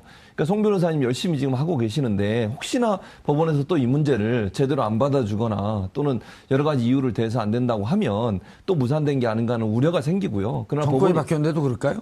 그러지 않기를 바랍니다. 근데 뭐 법원이 압력을 가할 수는 없으니까. 다만 그러면 이제 지난번 2008년도에 MB가 취임한 직후에 노무현 전 대통령을 압박하기 위해서 노무현 전 대통령이 서버를 갖고 갔다고 압수수색 한 적이 있어요. 고등법원장 영장 받아가지고. 예. 그러니까 그 사례를 우리도 필요하면 써야 된다고 저는 생각해요. 뭐 논란은 될 수 있어요. 그게. 예를 들면 그 기록물, 지정된 기록물을 공개하는 두 가지 방법이 있는데 3분의 2 이상의 국회의원의 동의를 얻거나 예. 또 하나의 방법은 고등법원장이 발부한 영장을 가지면 볼 수 있거든요. 근데 그게 문제가 뭐냐면 송 변호사님. 네. 고등법원장의 그 영장이 있으면 볼 수 있다라고 하는 것도 세월호 전체에 대한 자료를 다 공개할 수 있는 게 아니고 항목별로 다 적시하는 거 아닌가요? 아주 구체적으로? 그러니까 이제 그 조문은 이를테면 특정 형사 사건이라든지 예. 특정 사건의 그 특정 문서가 증거로 돼야 할 경우. 아하, 네. 그럴 땐 적시하지만 그럴- 지금처럼 세월호 전체일 경우에는 이거 뭐 공개 여부를 법원이 결정할 수 있다 이런 얘기인가요? 아니요. 제 말씀은 그렇게 어떤 특정 문서가 예. 사건의 증거로 제출돼야 될 경우에 한해서 고등법원장의 영장이라는 것이 있는 것이지 그런 어떤 특정 재판이 전제되어 있지도 않은데 고등법원이 영장을 발행하거나 법 조문이 그렇게 안 되어 그럼 있습니다. 고등법원이 영장을 볼 수 있는 영장을 발부할 수 없다는 얘기인가 이 건에 대해서는? 이를테면 어떤 사건이 발생을 했는데 지금 발생 안 했잖아요. 그러니까 이를테면 어떤 예. 사건이 발생했는데 그 사건의 증거로 그 문서가 제출돼야 된다. 아하. 그런 상황이 발생해야만 고등법원장의 영장이라는 것이 가능한 거죠. 예, 국회 3분의 2 열람권은 그냥 일반적으로 네. 열람할 수 있는 거고. 네. 그럼 결국 지금 현재로서는 만약 법원에서 이 행정소송을 받아들이지 않고 그 적법한 행위가 아니었다. 내일 지금 소송을 열심히 준비하고 있는데 예. 아니라고 만약에 안 받아들인다고 너무 빨리 말씀하시는 것 같습니다. 아니죠. 왜냐하면 이게 지금 목록에 관한 거지 않습니까? 그리고 우리 지금 목록에만 걸었나요? 예, 우리 정보공개법은 목록 자체는 반드시 공개하도록 하고 있고 아하. 왜냐하면 심지어 목록을 작성할 의무까지 부여하고 있습니다. 목록을 작성하지 않으면 시민이 어떤 문서가 있는지 모르지 않습니까? 예. 다만 예외적으로 극히 예외적으로 목록 자체가 어떤 안전 보장을 침해할 우려가 있는 그건 사실상 성립하기 어려운 거죠. 예.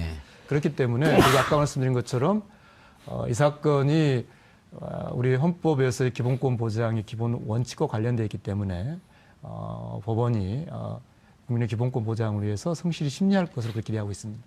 자, 일단 내일 내는 거는 이거네요. 전체 문서가 지금 잘못 지정됐다. 는 아니죠. 가 아니고. 네. 세월호 1106만. 그것도 아니고요. 그 지정이 되어 있는데 그 중에서 세월호 문서가 어느 것이 지정이 되었냐라고 하는 목록이 있을 터인데 네. 목록조차도 대통령 네. 지정 기록물로 되어 있으니 예. 그 문서만 공개해라. 예, 그 목록에 대한 공개 소송입니다. 세월호 7시가 문서 목록. 야, 문서까지 하면 자, 물론 한꺼번에 다 얻을 수 있으면 좋겠죠. 예. 네. 그러나 이를테면 목록을 지정한 행위, 그게 가령 잘못됐다고 판단이 된다면요. 아주 의미는 출발이 되는 것이죠. 그 다음에 그렇죠. 그럼 목록을 일단 공개가 될 테니까. 그러면은 이게 과연 어떤 문서가 실제로 문서가 있었는지. 예. 그냥 우리는 지금 봉인했던 것만 알고 있지 그 내용도 모르고 이것이 껍데기인지 아닌지도 모르고 예. 있는 것이죠. 저는 이렇게 청와대 압수수색을 할 때 그런 시뮬레이션을 한번 해봤습니다. 그러니까 아까 말씀하셨듯이 보통은 압수수색을 할 때 거기를 막으면 이 열쇠는 끊고 그다음에 사람이 방해를 하면 그 사람에 대해서 문제 제기를 법적으로 걸지 않습니까? 그래서 만약에 특검이 압수수색을 하는데 그런 적극적인 행위를 만약에 했더라면 그래서 청와대 이 자물쇠를 끌는 상시적인 행위든 아니면 그것에 대해서 거부하는 담당자를 체포를 해오든 아니면 그 사람에 대해서 소송을 걸어보면 그러면 그 사람의 논리가 있지 않겠습니까? 경호실의 어떤 그 담당 책임자는 이거는 국가 아니야 그러면 어떤 부분이 아니었는지에 대해서 그가 증명을 해야 되는 부분이 있습니다. 그러니까 우리가 지금 압수수색하려고 하는 것은 국가 안보 관련 사실을 우리가 가져가려는 게 아니라 국정농단 관련 문건을 어디에 이렇게 가져가려고 하는데 그게 왜 국가 아니었느냐를 청와대가 증명해야 되는 상황이 되지 않습니까? 그래서 그런 그 상황을 만들었다라면 거기에 대한 어떤 이제 구체적인 유권 해석을 할 수 있는 사례가 만들어졌을 텐데 만들어지지 않아서 조금 아쉬웠는데. 예, 동감합니다. 예. 지난번에 전진아 씨가 한번 나왔었는데 전진아 씨 아시죠?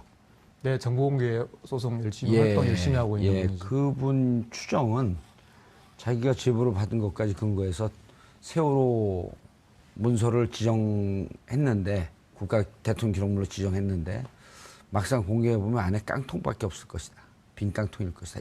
이런 우려를 해요. 네, 그럴 가능성까지 다 배제할 수는 없죠. 이랬다는 네. 거죠. 그럼 이제 우리 시청자분들이 알기 쉽게 설명을 하면 마치 세월호에 무슨 중요한 문서가 있는 것처럼 지정 기록물로 해갖고 지정을 해서 비공개를 했는데 결국 이것도 페이크였었다. 해보면 들어가 봤는데 아무런 자료가 없는 거예요. 근데 자료가 있는 것처럼 가리기 위해서 결국 연막탄을 터뜨리고 국민들의 진실을 알려고 하는 초점을 흐려놓은 이런 위험성도 있다는 거 아닙니까? 네, 그럴 가능성을 배제할 수가 없고요. 아까 말씀드렸다시피 이제 주로 국제 통상 분야의 정보 공개 활동을 제가 했지 않습니까? 예, 그러면서 정보 공개 청구라는 게 일거의 모든 걸 해결할 수 없지만 어떤 그 의미 있는 더듬이 출발은 될 수 있다 생각하고요. 그런 문제까지 다 어떤 그 이번 목록 소송에서 좀 결과적으로 어떤 규명의 출발을 만들 수 있지 않을까 그렇게 생각하고 있습니다. 최 교수님, 예.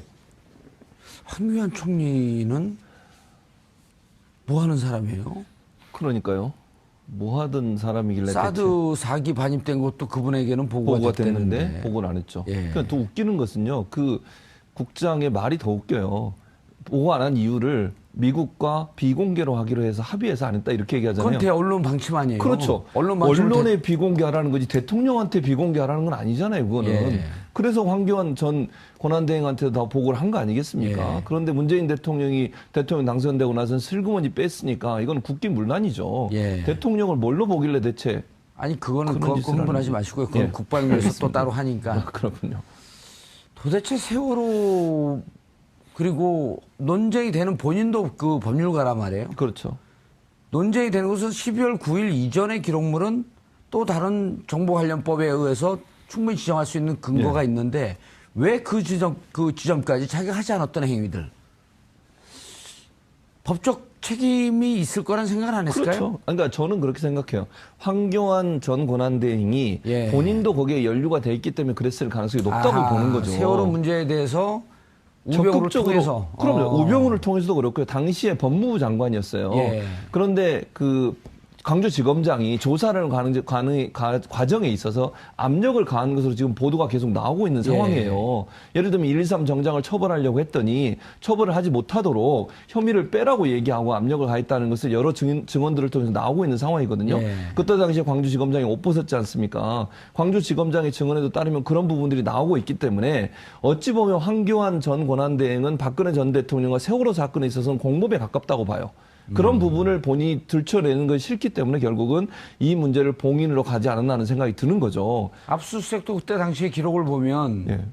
광주지검 서버 압수수색 들어가는데 이렇게 맞고 저렇게 맞고 시간 끌면서 6월 4일 지방선거 이후인 그 다음날 그렇죠. 6월 5일 날 들어갔다는 거 아니에요? 그렇죠. 그게 바로 2014년에 있었던 지방선거. 예, 그거에 거기에 영향을 주지 그렇죠. 못하도록 하기 위해서. 우병우, 황교안, 박근혜 예. 이 세 사람이 공동으로 작업을 한 거라고 볼 수밖에 없는 거고요.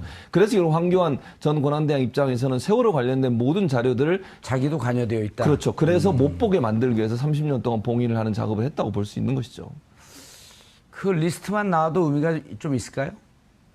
그렇죠. 목록이 공개되면은 정말로 이제 목록이라는 것은 아까 말씀드린 대로 문서의 제목, 예. 그 작성자, 작성 날짜 이거거든요. 그러면 최소한 정말 무슨 문서가? 예, 어떤 문서가 있었는지 여부 그런 거 알 수 있죠. 그리고 목록이 공개된다는 것은 이제 우리가 제기한 법적 주장이 받아들여졌다는 의미이기 때문에 예. 그 다음번에는 저는 이제 세월호 유족분들께서 내용 자체를 공개하라는 그러한 충분히 활동이 가능하다고 생각합니다. 예. 최 교수님, 그 2008년 MB 취임 뒤에 예. 노 전 대통령을 또 코너로 몰았잖아요. 대통령 기록물을 무단 반출했다. 네. 그 서버에 그 대통령 기록물이 있다 하면서 또 그 서버 압수수색하고 아주 난리를 폈잖아요. 그랬었죠. 그리고 2012년에는 그 NLL 대화록도 공개하고 네, 그랬었죠. 어떻게 오선하냐 그랬더니 찌라시다. 예. 그리고 그 다음에 2013년에 국정원장이 남북 정상회담의 대화록을 공개했고. 그랬었죠. 그 자기들은 다 하는 거죠. 아니, 그러면서 이것도 사실 이렇게 하면 안 되는 거죠. 그렇죠. 이렇게 하면 안 되는 거죠. 예. 그만 결국은 그때 당 전 정권에 대해서 무슨 뭐 망신 주기 또는 흠집 내기. 예, 흠집 내기 예. 이런 건데 저는 아까 이제 송 변호사님 말씀하셨듯이 고등법원장의 압수수색 영장이 재판을 통해서 이루어진다고 하면 사실은 세월호 관련해서 여러 가지 재판을 예를 들면 뭐 고소를 하거나 아니면 재판을 열 수 있는 방안들을 고민해 볼 필요가 있다고 저는 생각이 들어요. 세월호 피해자들도 고소를 할 수 있을 것 같고요. 지금 여러 가지 뭐 언론사에서 나오고 있는 황교안 전 권한대행의 여러 가지 개입 사건 이런 문제들도 법원의 판단을 받기 위해서라도 고소를 해서 이 문제가 세월호 7시간 관련된 문제가 있다고 하면 압수수색 영장을 받아서라도 볼 수 있는 가능성은 충분히 있다는 생각이 듭니다. 시민사회단체든 아니면 세월호 피해자든 이런 분들이 황교안 전 총리 지금 전 권한대행의 여러 가지 개입 사건에 대해서 법원에 고소를 하고 법원에서 그걸 판단받는 과정에 있어서 압수수색 영장을 발부받아서 볼 수 있는 여지도 충분히 있다고 보기 때문에 만약에 국회에서 이 문제가 해결이 안 된다고 하면 그런 방법도 우리가 충분히 고려해 볼 필요는 있다는 생각이 듭니다.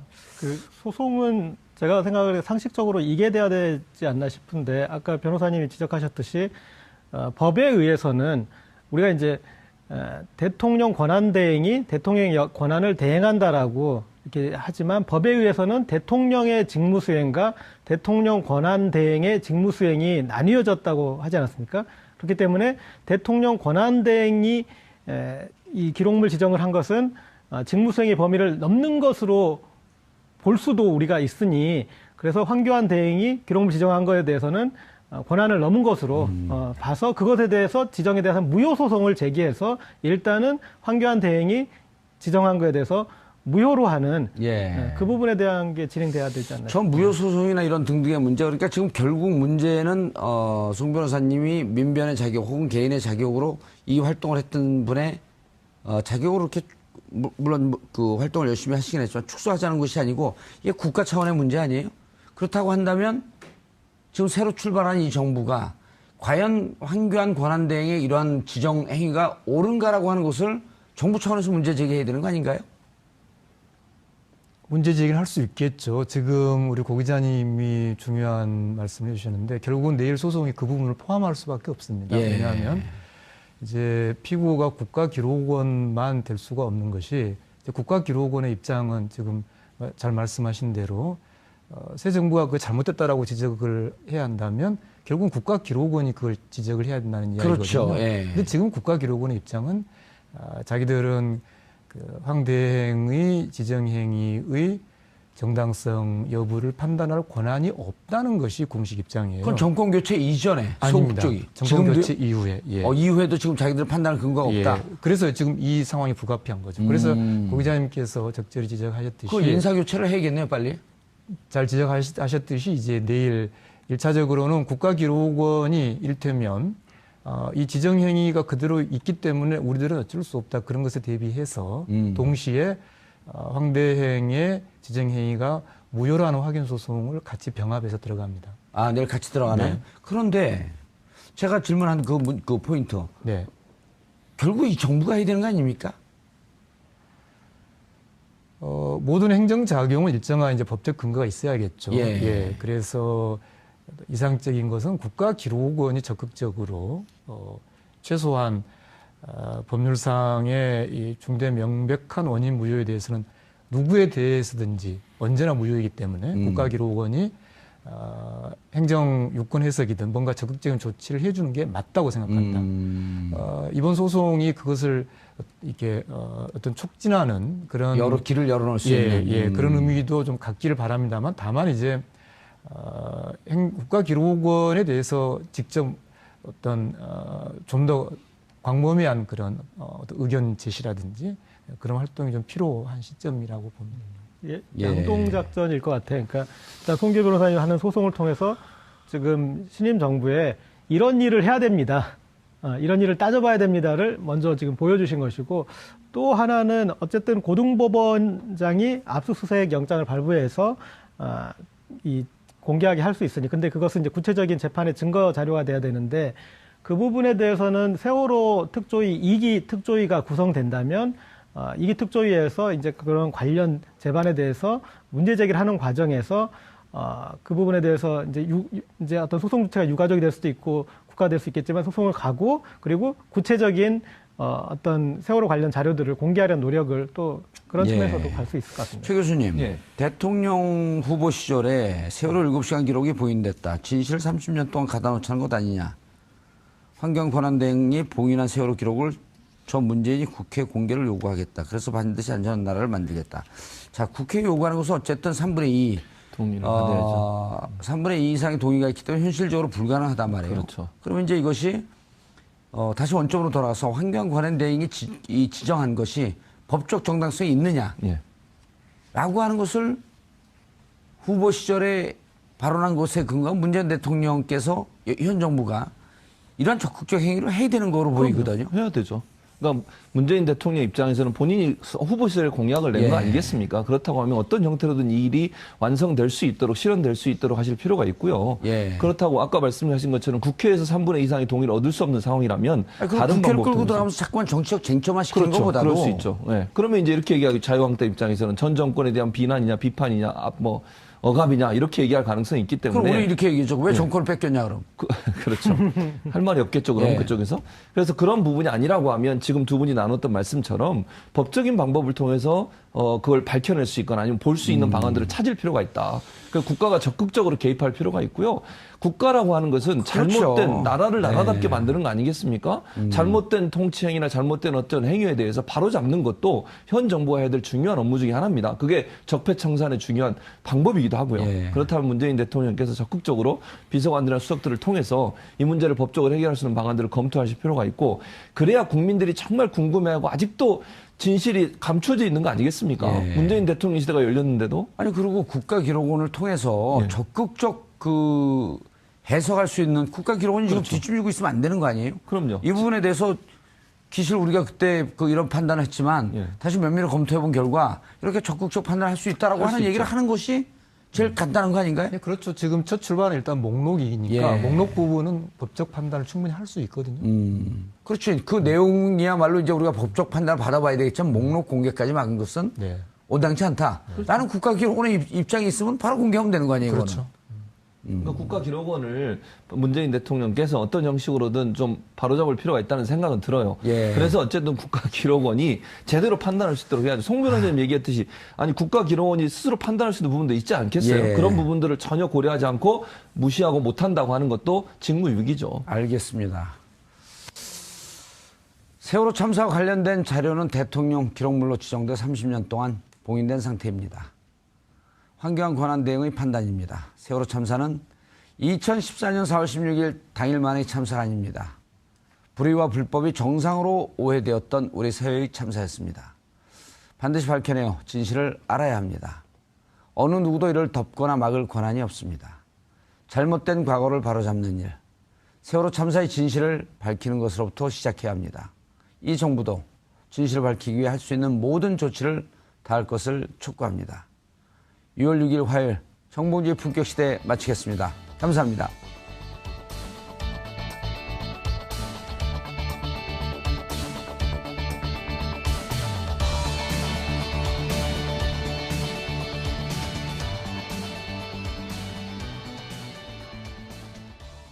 천만 명 정도는 사회 서비스 분야의 하나의 직업 일자리라고 해서 대체 교사도 있겠고요. 지역에 예. 돌봄 서비스 교사도 있겠고요. 요양복지사도 있고 이런 분들이 있고 나머지 한 일자리 노인 부분의 일자리가 또 한 3만 개 정도가 나오게 되면서 이제 7만 개가 채워지고 나머지 그럼 11만 개라고 했는데 그러면 4만 개 정도는 어디 갔는가? 예. 이것은 민간 섹터를 좀 이제 우회적으로 도와주는 프로그램들이 있습니다. 가령 2+1이라고 해서 중소기업에서 3명의 정규직을 뽑게 되면 1명은 연간 2천만 원 한도 내에서 정부가 1명을 지원해준다. 그런 식으로 하다 보면은 그 예산 플러스 곱하기 연수하면은 인원수하면은 또 그 정도 규모가 나오지 않습니까? 예. 그래서 11만 개의 일자리 창출이 이제 가능하다 이렇게 평가가 되고 있죠. 일자리라는 이제 키워드에서 저는 좀 이제 정치적인 코드도 있다고 봅니다. 그러니까 지난 대선에서 지역 대결 양상은 옅어졌지만 세대 대결 세대, 양상이 그렇죠. 상당히 예. 커졌습니다. 그래서 지금 문재인 대통령은 어찌되었건 20대, 30대, 40대 이 젊은 층의 지지를 많이 폭발적인 받았고 지지를 받았죠. 그렇죠. 예. 그리고 야당은 지금 이제 60, 70대 지지세가 많은데 그런데 일자리라고 했을 때 물론 여기에 부분적으로는 노인 일자리도 끼어 있지만 대체적으로는 최초 고용에 대한 문제이기 때문에 청년 일자리 그래서 이 일자리 정책을 통해서 지지층을 일단은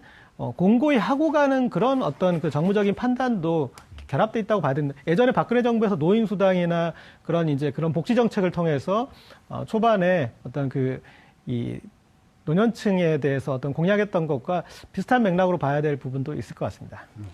교수님, 근데 가장 중요한 게 이 정책을 진두지휘하는 수장은 누가 하는 거죠? 김동연 경제부총리가 합니까? 아니면 장하성 정책실장이 하는 겁니까? 아무래도 청와대 정책실장이 모든 정책을 총괄하지 않겠는가 예. 그래 보고 또 이게 관련 부서가 이게 뭐 기재부만 있는 게 아니고 복지부, 교육부 그렇죠. 뭐 여러 부처가 다양한 다 그리고 있으니까요. 또 중앙정부뿐만이 아니라 지방정부 아까 우리 공무원이 12,000개 그랬는데 그중에서 중앙정부는 45,000개고요. 지방이 4,500개고 지방이 7,500개거든요. 12,000개도 보면 대부분이 지방에 쏠려 있단 지방에. 말이죠. 그러니까 그런 관점에서 보면 이런 정도의 어떤 그런 그 정책을 추진하는 주체는 청와대 정책실장이 아니겠는가 그렇게 보여져요. 청와대 컨트롤 타워가 있을 것이다. 그렇죠. 부처 간 이번에 협업도 필요하니까. 그렇죠. 새로 만든 정책실장이라는 자리가 그 부분을 감당하지 않을까 싶은데요. 예. 잘 추진할 수 있을까요? 일단은 뭐 국회를 통과할 것인가. 저는 그 부분이 가장 관건인 것 같고요. 예. 또 야당은 또 이거 뭐 순순히 넘겨 줄 것 같지 않아요. 예. 저는 그런 관점에서 상당히 의회에서 갑론을박 그러는 과정에서 금액이 조금 깎일 가능성이 저는 다분히 있다고 보고 야당이 이걸 가지고 뭐 완전 보이콧은 못 할 것이다. 예. 왜냐하면 아까도 그 세대 간의 어떤 그런 불만도 있고 하니까 또 기본적으로 공공 서비스에 대한 국민적인 요구가 있고 하니까 이것을 전적으로 보이콧은 못 하겠지만 상당 부분이 상처를 좀 내는 쪽으로 해서 저는 이 추경은 통과되지 않겠는가 제가 그렇게 전망하는 거죠. 정평론가님, 네. 역대 그 규모로 따지게도 그렇게 그 큰 규모는 아니에요. 그렇습니다. 이제 역대 뭐 우리가 다시는 와서는 안 될 추경 규모가 하나가 있죠. IMF. 이게 예. 끝나고 났을 때 DJ 정부 때 한 예. 40조 원 넘는 그때 당시 한 43조 원 정도의 예. 대규모 편성이 있었습니다. 그다음에 노무현 정부가 있었고 이명박 정부 그다음에 저때 2008년 말 세계 금융위기가 터졌기 때문이고요. 그다음이니까 아마 규모 자체로는 크지는 않은 이제 계속 뭐 동호 반복이기는 하지만 이번은 굉장히 획기적인 컨셉트 아닙니까? 예. 일자리 추경이다. 예. 일자리만을 위한 고용만을 위한 추경이다. 이거는 정말 전무후무한 일이기 때문에 아까 고 네. 기자도 좀 말씀을 했지만 어찌 보면 정치적 함의가 깊은 그렇습니다. 아젠다 아니에요? 예, 아젠다고 예. 저는 오히려 나를 지지했던 사람들에게 약속을 한다. 그렇죠. 이런 의미가 좀 있잖아요. 네, 상당 부분 정무적인 판단이 분명 고 기자님도 얘기했지만은 분명히 있다라고 보고 이것은 실은 문재인 경제팀도 분명히 부담을 갖는 첫 번째 행보입니다. 왜냐하면 이게 우리가 안 가본 길이거든요. 예. 대한민국 역사상 우리가 수출 대기업 주도 성장이었지 언제 이 가계소득 주도 성장이라는 걸 가보지 않은 그 길이었고 그 길의 첫 걸음을 공공부문 일자리, 공무원 공공부 섹터의 일자리라는 걸 통해서 첫 발걸음을 떼는 건데 예. 야권에서 어떻게 하더라도 결국 통과가 되겠죠. 통과가 될 텐데 과연 이것을 1년이 지난 내년 이맘때쯤 내년 6월 말쯤에 그때 당시에 이게 어떻게 됐나에 대한 평가가 나왔을 때 예. 이게 알고 봤더니 별로 내수에 기여한 바가 없네. 뭐 소비 성장에 대한 뭐 지표도 안 나왔네. 이런 식의 부담이 나오면 실은 이것은 오히려 문재인 정부 경제팀도 상당히 부담이 되거든요. 제가 왜 이런 말씀을 드리냐면 만에 하나 SOC로 추경을 가잖아요. 이건 눈 감고 한 0.2%, 0.3%포인트 성장률 잘 나옵니다. 일단 땅을 한번 파면 예. 무조건 경제 지표는 잘 나오게 돼 있거든요. 근데 이렇게 일자리를 늘린다는 이 추경이 과연 뭐 한국 경제 성장에. 이번에 기재부는 0.2%포인트 GDP 성장률 높인다라고는 했지만 이것은 실은 야권 못지않게 여권에서도 굉장히 부담이 될 수밖에 없다. 이게 첫걸음인데 예. 소득주도 성장의 첫 번째 실험인데 이게 이제 6개월 뒤, 1년 뒤에 이게 잘 안 나온다면은 이 아웃풋이요. 그것도 약간 큰 위험이기 때문에 그런 부담을 감수하고 지금 이 첫걸음을 내딛었다. 또 이런 평가도 함께 내줄 수 있겠습니다. 저는 이 정치하시는 분들은 아웃풋에 대한 부담은 별로 없으실 거라고 생각을 해요. 그러니까 이게 맞는 건 아니지만, 그러니까 어떤 얘기냐면 그때 그러니까 하고 욕 먹는 거하고 못 하고 욕 먹는 건 되게 다릅니다. 근데 이번에 만약에 못 한다면 못하게 한쪽이 욕을 먹게 되지 않습니까? 그다음에 하고 결과가 안 좋아서 욕을 먹을 수 있는데 하고 결과가 안 좋았을 때는 얼마든지 결과가 안 좋은 이유에 대해서 설명할 수 있는 것들이 이 칼자루를 진 쪽이기 때문에 저는 이제 좀 많다고 보고요. 그리고 지금 하늘도 야당을 안 돕고 있는 것 같은 게 오다 보니까 지금 비가 오고 있어요. 그래가지고 이 일자리 추경을 지금 다른 추경으로 돌려야 되는데 그래서 첫 번째 내세웠던 게 가뭄 피해를 보상하는데 지금 비가 오고 있어가지고 일단은 지금은 하늘도 지금 대통령을 돕고 있는 것 같습니다. 교수님 어떻습니까? 이게 아까 이제 SOC 했는데 SOC는 이제 당장 내년에 경제 성장이나 총량이 이제 늘어나는 이런 효과는 있지만 그러니까 일자리 창출해서 실질적으로 맨파워에 투자하는 거 아니에요? 어찌 보면. 그런 건 결국 소득이 늘어나면서 소비를 견인하는 그런 아주 단순. 어쨌든 논리적으로는 좀 약할 거라고 봐요. 조금 모순적 반대를 하고 있다. 자기 모순적인 거죠. 이번에 11조 2천억 예산 편성한 그 규모는 어떻게 보셨어요? 지금 내역을. 숫자로 보면 역대 5번째예요. 98년도 IMF 이후에 5번째인데, 근데 사실은 지금 11조 2천억 원을 예를 들어서 20년 전에 또는 뭐 10년 전에 김대중 정부 때나 아니면 뭐 이명박 정부 때의 그 1조하고 1대1로 비교할 수는 없으니까 사실은 지금 11조 2천억이라고 하는 것은 과거 수준으로 우리가 평가를 다시 해본다고 하면 5위가 아니라 뭐 한 7위, 8위권 내려가는 거다. 돈의 가치가 좀 떨어졌으니까. 저는 그래서 그 자체를 가지고 뭐 5위다, 뭐 4위니까 이게 크다, 작다 이렇게 논란하는 것은 별로 경제적인 실익은 없고요. 이 내용이 어디에 투입되는가 하는 부분이 중요한데 역대 그 추경은 대부분 인프라에 집중됐었어요. 기간시설. 뭐 기간시설이라 그러면 그래도 좀 매력적이라고 한데요.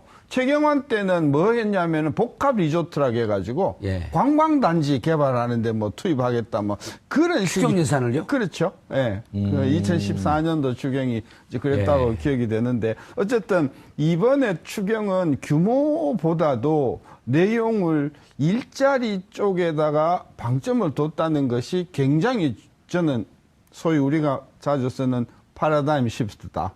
파라다임 시프트고 여태껏 해왔던 추경하고는 본질적으로 성격이 좀 다르다. 저는 그런 면에서는 평가는 하고 싶은데 그 내용을 우리가 조금 이따 들어가 보면 이게 과연 그러면 일자리인가 그런 부분에 있어서는 저는 조금 납득이 가지 않는 그런 부분이 있어요. 예를 들면은 뭐 그 여러 가지 그 사실은 그 복지에 관련된 지출들 이런 것들을 예를 들면 노인들한테 지급하는 돈을 조금 올려준다. 그걸 가지고 뭐 일자리 창출이라고 하는 것은 저는 그런 유의 말하자면은 예산은 과거에도 쭉 있어 왔었거든요. 저는 그래서 막 일자리 창출 추경이라고 막 수용은 하면서도 그 내용을 들여다보면 사실 과연 그런가. 더 재밌는 것은 공무원들을 위한 추경이라고 했는데요. 12,000명이라고 했는데요. 금년에 공무원들 채용에 들어가는 돈은 80억밖에 안 돼요. 공무원을 채용하기 위해서 여러 가지 절차를 밟는데 들어가는 돈, 그게 80억이거든요.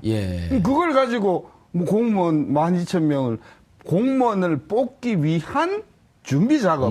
그런 면에서 보면은 이 사실은 조금 일자리다라고 하기에도 조금 부끄러운 부분이 없는 건 아니죠. 알겠습니다. 정평론가님, 11조 2천억 예산을 어떻게 추경 예산을 어떻게 확보하겠다라고 하는 계획도 나와 있죠? 네. 이 부분에 있어서는 일단은 여권 정부에서는 굉장히 잘했다는 쪽으로 이제 발표를 하고 있거든요. 왜냐하면 자신들이 11조 2천억 내용을 좀 보면 잘했다 그러죠, 못했다 그래요? 그 보통 그러니까 이제 이런 거죠. 적자 국채, 그러니까 국채를 발행해서 적자 재정을 써서 추경에 쓸 돈을 땡겨 오는데 이번 11조 2천억의 좀 내용을 좀 보면 올해 역시 좀 부동산도 화랑이고 담배세 인상이 이게 크니까 최근 2년도 그렇고 올해도 역시 이제 초과 세수가 나올 것 같다. 그 중에서 8조 8천억을 미리 당겨 쓰겠다라는 게 있고 예. 작년에 초과 세수가 되면서 남은 돈이 한 1조 1천억 원이 있습니다. 그걸 세제 잉여금이라고 하는데 이거를 갖다 붙이고 또 정부 입장에서는 국회 동의 안 받고 이렇게 기금을 좀 약간 쓸 수 있습니다. 예. 의원님 더 잘 아실 테니까. 예. 그걸 한 1조 5천억. 그러니까 합치니까 지금 11조 2천억이 나왔는데 예. 그래서 지금 뭐 인류 산무다 해서 일자리만 있고 SOC 없고 적자 국채 발행 없고 이제 산무를 자랑을 하고 있는데 맞죠. 이것도 굉장히 건전한데 네. 제가 만에 하나 한국당이라면 그러니까 제가 야당이라면 이 부분에서도 좀 반론을 제기할 수가 있는 게 기본적으로 이렇게 초과 세수가 나오잖아요.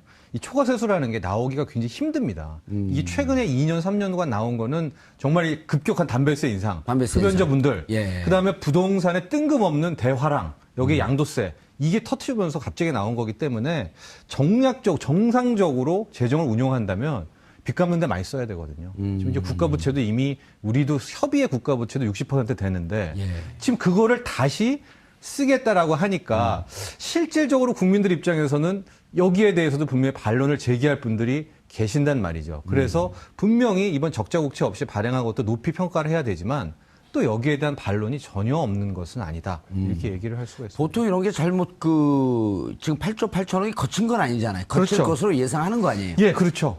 그러나 별 이변이 없으면 아마 올해까지는 이게 될 겁니다. 8조 8천억 정도의 초과 세수가 나올 겁니다. 아마.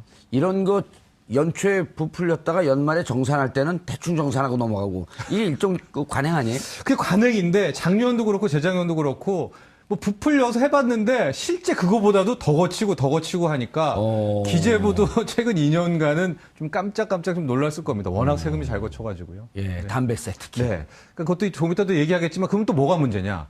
지금 문재인 정부에서는 부동산 규제 카드를 좀 꺼내려고 하고 있거든요. 예. 그럼 이것도 약간 엇박자가 나죠. 예. 그런 부분이 분명히 있습니다. 예. 그런데 교수님 8조 8천억 추경 이제 더 초과 세수 예상이 되지만 이 중에 또 40%는 지방세 그 교부금으로 넘어가는 돈 아니에요? 그죠? 지자체에서 40% 정부 계획, 추경 예산의 계획대로 쓰지 않는다고 한다면 그럴 리가 있겠어요? 물론 이제 지방 재정이 그동안 굉장히 어렵고 예. 굉장히 적자가 많이 누적되다 보니까 대부분 중앙 교부금으로 활동하는 거 아니에요? 교부금이 들어오는 즉시 급한데 예. 써야 되는 그런 어떤 문제가 있긴 있겠지만 지금 국민 여론이 또 청소년 실업 문제가 일자리 문제가 지금 국가적인 화두가 된 관점에서 정부가 이렇게 추경을 마련해서 교부금 3조 주는데? 5천억을 주던데 그걸 딴 쪽으로 쓴다고 하면 그 지방에 있는 가뜩이나 지금 지방이 경제도 안 좋고 한데 좀 부동산 아까 이야기하셨지만 부동산이 지금 지방은 안 좋잖아요. 예. 그래서 지금 세원이 굉장히 부족한 상황에서 정부가 이런 그런 어떤 지방 교부금을 교부를 했을 때 아무래도 중앙 정부가 원하는 쪽으로 호응을 하겠죠. 예. 저는 그쪽에서 반란이 일어날 거라고 생각하지 않는데 이제 이렇게 투입되는 돈이 과연 일자리 창출의 마중물이 될 거냐. 예. 중앙이든 지방이든 이것이 저는 관건이라고 봐요. 예.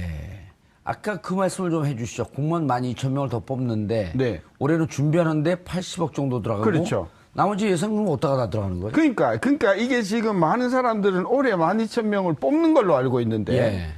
뽑는 게 아니라 지금 뽑는 준비를 하고 뭐 작업을 하고 하는데 투입되는 것이고 막상 뽑기는 언제 뽑는데? 뽑기는 이제 뭐 그렇게 해서 이제 절차가 마련되고 필요한 규정이 바뀌어지고 뭐 공무원 그냥 뽑는 게 아니지 그렇죠. 않습니까? 공무원 총량제 또 올리고 그러잖아요. 그죠. 그리고 어느 부분을 뽑아야 예. 되냐, 어떤 직급을 뽑아야 되냐, 급여는 얼마로 해야 되냐 이런 부분들이 다 정해지고 나서 뽑는다고 하면 실제로 뽑는 작업 들어가는 것은 빨라도 내년 상반기쯤밖에 안 될 것이고요. 실제로 채용하고 투입하는 것은 그래서 급여를 받는 것은 내년 하반기쯤 될 거 아닌가. 근데 그래 놓고 보면. 그럼 1년 6개월 1년 넘어섰는데요. 그렇죠.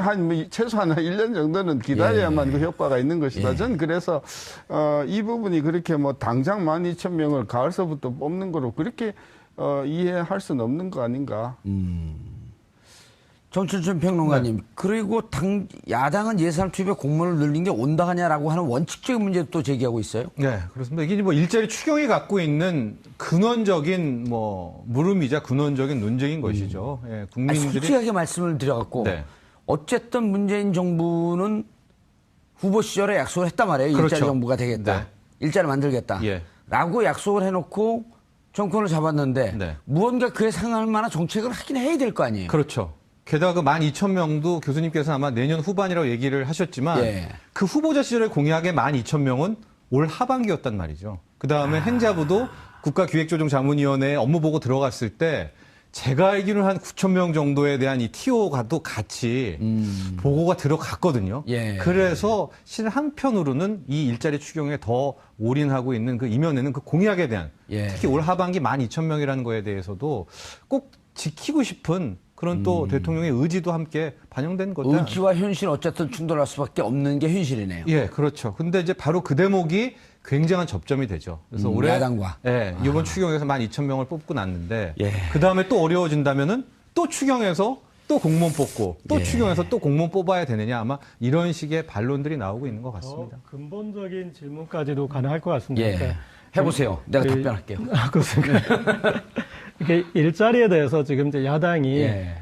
일자리를 산업을 육성시켜서 기업이 뽑게 하는 것이 정부의 역할이지 정부가 가장 쉽게 공무원 숫자 늘려서 일자리 창출하는 게 그게 무슨 일자리 창출이냐 예. 하는 그런 주장을 하고 있고 국민들이 듣기에도 이것도 일견 합당한 주장이기도 하지 않습니까? 예. 그런데 이제 그게 대선 후보 토론에서도 좀 나왔던 내용인데 근본적인 양측의 철학이 충돌하는 그렇죠. 부분 아니에요? 그러니까 지금 우리 산업이 고도화하면서 기업이 예. 발전한다고 해서 그게 일자리로 창출되는 게 아니라 어떤 이 기업은 계속 매출은 늘고 고도화되는데 일자리는 그대로인 그렇죠. 그리고 오히려 비정규직이 양상되는 이제 그런 양상을 우리가 지금까지 오지 않았느냐. 그리고 선진국의 지금 일자리 형태를 보면은 공공 부분에서 어떤 공무원이든 중공무원이든 뭐 공기업이든 이 형태에서 늘어나고 있다. 그리고 그 수치와 비교했을 때 우리는 아직까지 상당히 거기는 이제 TO가 남아 있다. 이제 이런 어떤 그 주장들이 있어서 예. 뭐 제가 거기에 어떤 부분이 이제 옳다고 말씀 못 드리겠지만 양쪽이 다 옳은 것 같고 또 양쪽이 다 틀린 것 같고 그렇죠. 예. 그리고 이제 그래서 저는 사실은 일자리 추경이라는 이 컨셉을 끝까지 지켜낼 수 있느냐 저는 그게 궁금해요. 사실은 그 일자리 추경이라는 지금 왜냐하면 이 추경안이 왜곡되지 않게 하기 위해서 이 추경이 필요한 다른 요소도 있겠지만 정부에서는 다 차포떼고 일자리만 했거든요. 예. 그런데 이게 통과되는 와중에 야당의 주장을 들여다보면은 이게 생선 가시에서 살이 다 발리고 가시만 남을 수도 있거든요. 예. 심지어 자유한국당은 올해 2월까지만 하더라도 추경이 필요하다라고 가장 강하게 주장했던 정당이에요. 그런데 지금 무조건 이렇게 반대를 하고 있고 그래서 지금 이 일자리 추경이라는 이 단일한 목적을 끝까지 유지할 수 있을지 저는 그게 가장 궁금합니다.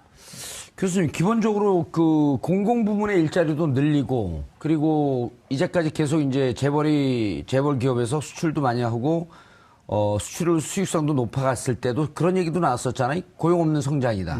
그리고 사내 유보금 쌓아가는데 일자리 만들려고 하는 노력은 하지 않는다. 이런 비판도 있어 왔는데 공공 부문의 일자리도 늘리고 민간 부문의 일자리도 같이 경쟁적으로 늘리는 게 가장 좋은 방식 아닌가요? 근데 민간 부분 아까도 우리 이제 고 기자님 지적하셨지만 그게 정답이죠. 예. 정답인데 지난 20년을 놓고 보면 2000년 초서부터 예. 우리 경제는 계속해서 뭐 명목이든 실질이든 성장해 왔지 성장했죠. 않습니까? 예. 근데 특히 대기업 쪽에서는 고용이 계속해서 정체되거나 오히려 감소해 왔단 말이죠. 그러니까 경제가 성장을 해도 민간 부분에서는 일자리가 만들어지지 않는다. 예. 그리고 더 그것을 가속화시키는 요인이 이제 경쟁력이 더 없고 하니까 제조업체들 같은 경우에 밖으로 나가버리잖아요. 예. 공장이 자꾸 사라진단 말이죠. 그래서 제조업이나 민간 부분에서 일자리를 만든다라고 하는 것이 정답이기는 하나 현재 체제와 현재 레짐으로는 이게 이루어지지 않는다. 이제 그런 그 절박감에서 예. 정부가 이제 나서서 일자리를 만들어야 되지 않겠는가 이제 칼을 뽑은 건데 저는 철학을 조금 잘못 가져갔다고 봐요. 이번에 그 추경의 철학을. 예. 일자리가 중요한 게 아니고 국가가 마땅히 해야 할 서비스 중에서 지금은 상당히 부족한 부분이 있다. 그 부분을 서둘러 보완을 해야 된다. 예. 저는 그것이 정답이었다고 봐요. 그럼 그 보완하면서 거기에서 일자리라고 하는 것은 그건 파생되는 따라 나오는 거죠. 그러니까 일자리 부족이라고 하는 것이 질병이 아니고 예. 질병의 징조란 말이에요. 결과란 예. 말이죠. 그러니까 저는 이렇게 보는 겁니다. 지금 우리 국방에도 그렇고 교육에도 그렇고 보육에도 그렇고 안전에도 그렇고 상당히 많은 공적 서비스가 필요하단 말이에요. 아하. 예를 들면 그 기업의 근로 감독을 할 만한 공공 인력이 없단 말이에요. 그러니까 이런 부분에 있어서 그동안의 민간 부분이 굉장히 법을 오용을 하고 왜곡을 하고 하는 부분에 대해서 그런 부분을 시정할 수 있는 인력들이 모자랐기 때문에 그런 부분에 어떤 그런 국가적인 어떤 안전이나 공공 서비스를 더 보강하기 위해서 인력이 필요하다. 그러니 우리가 사람을 더 뽑아야 된다. 이게 이 정부가 그렇게 나갔어야 되는데 그냥 일자리가 없다는 사실 부분에만 매달리다 보니까 지금이라도 방향을 조금 틀어버리면 안 될까요? 그러니까 저는 예. 아까 우리 고 기자님이 이 일자리라고 하는 이 드라이브가 예. 5년 내내 갈 수 있는가? 지금 저는 야당도 그 비판을 하고 있잖아요. 그 부분에 예. 있어서 저는 핵심 원칙은 뭐냐면 지금 한국 정부가 성장하면서 그동안 우리가 등한시 해왔던 안전 부분, 복지 부분, 여성의 인권 부분 또는 교육의 부분 많은 지금 복지에 예. 그런 어떤 공백이 있는데 이 부분을 우리가 메꾸기 위해서 우리는 인력이 필요하다. 시스템도 강화하고 그렇죠. 그 시스템을 강화하기 위해서는 인력이 부족하니 그 부분에 인력을 충당하자. 충분한다. 이렇게 나가야 되는데 뭐 그냥 공무원들 그냥 더 뽑자 하니까 바로 그냥 그러면 공시생만 양산할 거냐. 젊은 애들이 전부 그럼 공시 쪽으로만 빠질 거 아니냐. 이제 그런 비판이 난다. 저는 그래서 철학을 저는 다시 정립을 해서 이게 이 부분을 아마도 그 철학을 바꾸지는 못할 겁니다. 아니 안전, 그러게 복지, 그 여성 부문, 교육 부문 이렇게 지금 대충 러프하게 이렇게 몇 가지 부분을 말씀하셨는데 네. 이 부분도 공공 서비스에 기여하게 되면 공무원적 역할을 하는 거 아닌가요? 예, 그런데 이게 예. 제이노믹스를 잘 보셔야 되는데 예. 이 소득주도 성장론이라는 게 지금 제이노믹스의 핵심 그렇죠. 아닙니까? 소득주도 성장론이죠. 그때 소득이 무슨 소득이냐? 가계소득입니다. 가계소득이 늘어나면 가계가 소비를 한다. 그러면 내수가 살아서 한국 경제가 성장한다는 거예요. 예. 그러니까 기 이전까지 우리가 한 30년, 40년, 50년간은 수출 대기업 주도 성장이었거든요. 예. 그거를 이제 제이노믹스가 바꾸겠다는 첫 번째 원년이 시작이 된 건데 가계소득을 늘리는 가장 핵심을 문재인 경제팀은 고용이라고 봤기 때문에 지금 기승전 일자리, 기승전 고용, 무조건 고용 하고 있는 거거든요. 방금 이제 이게 왜 말이 안 되냐면은 이 소득주도 성장에 대해서 실은 정면으로 비판하는 쪽은 좌파 경제학자들입니다. 왜냐면은요, 이 진보 경제학자들은 왜 쿠션을 치고 돌아가느냐 이런 거예요. 직접적으로 들어가지 않고. 예, 왜냐면 고용을 늘렸어요. 소득이 늘어났죠. 예. 소비를 안 해버리면 어떡합니까? 저축을 한다거나 빚을 갚아버리면은 소득주도 성장이 깨지니까 그럼 어떤 하에서 소비를 많이 하나 봤더니 북구 유럽이나 잘된 데들 복지가 갖춰졌을 때 내 예. 미래에 대한 불안이 없을 때 사람들이 돈을 쓰니까 아예 바로 복지로 가지. 바로 그러니까 이 일자리를 내걸지 말고 방금 신 교수님이 얘기한 것처럼 바로 지금 우리가 사회 안전망이 더 필요하니까 그래서 인력 뽑는다라는 그렇게 들어가면은 되지 않느냐. 왜 굳이 소득, 고용, 성장이라는 한 바퀴를 돌리느냐를 되게 지적을 많이 하고 비난을 많이 하는데 실은 이렇게 되면 또 뭐가 문제가 나오냐면은 그동안에 망한 나라들, 뭐 그리스라든가 또 스페인이라든가 복지 때문에, 물론 복지 때문에 망했는지 뭐 복지 탈세 때문에 때문에 망한 망했는지 것은 아니죠. 논란이지만은 이제 거기에 대한 비난이 있기 때문에 이제 제이노믹스는 한식 돌렸죠. 그러니까 우리는 그런 건 아니다. 바로 복지는 가지 않고 일단 고용하면 소득 늘어나고 소득 늘어나면 소비하고 성장한다는 이 프레임을 짜고 있기 때문에 실은 제이노믹스에서 이 시점에서 일자리를 포기한다는 것은 스스로에 대한 정체성을 버린다는 겁니다. 아니죠. 예. 일자리를 포기하는 게 아니고 교수님 말씀하고 접합을 시켜보면 일자리다. 근데 그냥 그 대체 없이 무조건 공무원 12,000명 늘리는 일자리가 아니라 그 공무원 중에서도 사회 안전 시스템이 안 돼 있기 때문에 복지를 위한 일자리다. 복지를 네. 위한 일자리. 네. 여성 부분, 교육 부분에 대해서 이제까지 미비하고 허점이 있었던 부분을 보강하겠다. 그리고 그렇게도 해. 공무원도 이 수소로 부분을 되죠. 집중하겠다. 이렇게 하면 되는 거죠. 네, 그렇게 이야기 풀어갈 수도 있을 겁니다. 그래서 12,000명의 공무원을 어디로 뽑겠냐라고 하는 것은 아직 구체적으로 안 나왔단 말이에요. 그래도 뭐 선생님이라든가 이번에 예. 보니까 군무원이라든가 소방관이라든가 소방관은 큰 늘려야 카테고리에서는 된다고 하니까. 이제 예. 나왔더라고요. 이번에. 일단 소방관 부족분이 58,000명 늘리겠다고 하니까 거기서 일단 14,000명이 부족해요.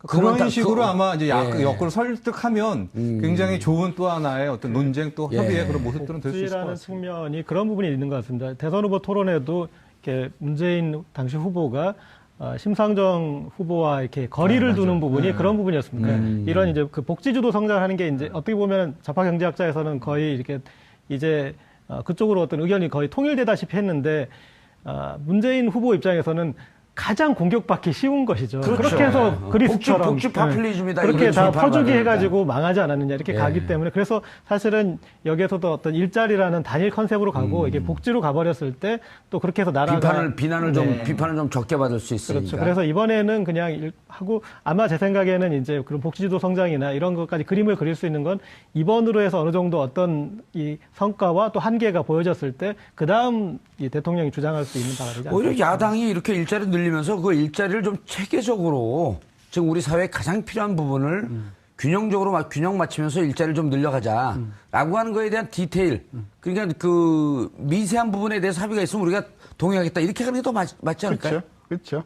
그러니까 제가 보기에는 지금 야당이 뭐 하도 여러 당이 있어서 예. 야당이라고 우리가 뭉뚱그려 비판하기는 조금 어렵긴 하지만은 지금 세상이 많이 바뀌었거든요. 예. 그러니까 우리 60대 이상이 요구하는 또는 바라보는 한국하고 3, 4, 50대가 바라보는 한국하고는 진짜 차이가 많거든요. 예. 그러니까 젊은 사람들이 국가에 대해서 요구하는 그 발을 우리 60대 이상의 그 노령층에서는 이해를 잘 못한단 말이에요. 그러니까 세상이 많이 근데 저는 복지라는 말 쓰는 것 자체도 조금 그 복지라고 하는 것이 하도 그 다양한 의미를 내포하고 있기 때문에 저는 복지라는 것으로 모든 보자기를 싸가지고 어떤 개혁적인 정책을 저는 비판하는 것은 저는 아까도 얘기했지만은 예를 들면 어떤 식품이 나온단 말이에요. 예. 그럼 식품에서 거기서 무슨 원료를 썼고 이것이 어떤 위해 요인이 되며 이런 부분에 대해서 조사를 하는 인력이 식약청이 태없이 부족할 거라는 이야기죠. 예. 그러니까 새로운 음식이나 새로운 약이나 새로운 제품들이 나왔을 때 그것이 국민들한테 어떤 장래적인 위해를 끼칠 것인가에 대한 그런 부분에 대해서 심도 있는 연구를 할 능력이 안 되기 때문에 자꾸 지난번에 가습기 같은 사태들이 앞으로 안 일어나라는 보장이 없단 그렇죠. 말이죠. 기술은 점점 더 발전되고 그러죠. 안전 규정을 삭삭 피해가는 그런 기술이 그렇죠. 나올 텐데. 그리고 새로운 것들을 시도하는 부분에서 새로운 것들이 우리 인체에 어떤 해를 끼치는가에 대한 충분한 연구가 없이 나오는 것들이 너무 많기 때문에 그런 부분에 있어서의 어떤 인력이나 또는 그 검사 체계는 충분히 우리가 보강될 필요가 있고 예. 저는 그런 부분에 대해서 투자를 하고 하는 것은 이것은 미래 사회에 다른 나라에도 그런 기술을 우리가 전파할 수 있는 그런 어떤 잠재적인 소위 신산업이기 때문에 이런 예. 부분에 대해서 우리가 과감하게 인력과 재원을 투입하는 것 그걸 저는 복지라고 하면 좋다 이거예요. 예. 복지. 그런 부분에 대해서 우리가 좀 전향적으로 저는 투자를 많이 토론도 해줘야 하고, 되는데 저는 지금 현재 지금 집권당이 생각하고 있는 일자리가 뭐 조금 이따 나오겠지만은 노인네들의 어떤 그런 하기 쉬운 어떤 일자리 뭐 그런 류의 일자리 같으면 진짜 비판을 받을 수 있다. 저는 그렇게 봐요. 대체로 일자리 그 방향을 어떻게 잡고 있나요? 평론가님. 현재 보면은 이제 공무원, 우리가 가장 야권을 비판하는 공무원은 실은 12,000명이고요. 예. 큰 틀에서 구별을 보면은 공공 부분에서 한 71,000명을 뽑는다고 하는데 제가 말씀드렸듯이 공무원은 실은 12,000명입니다. 예. 그런 다음에 한 3.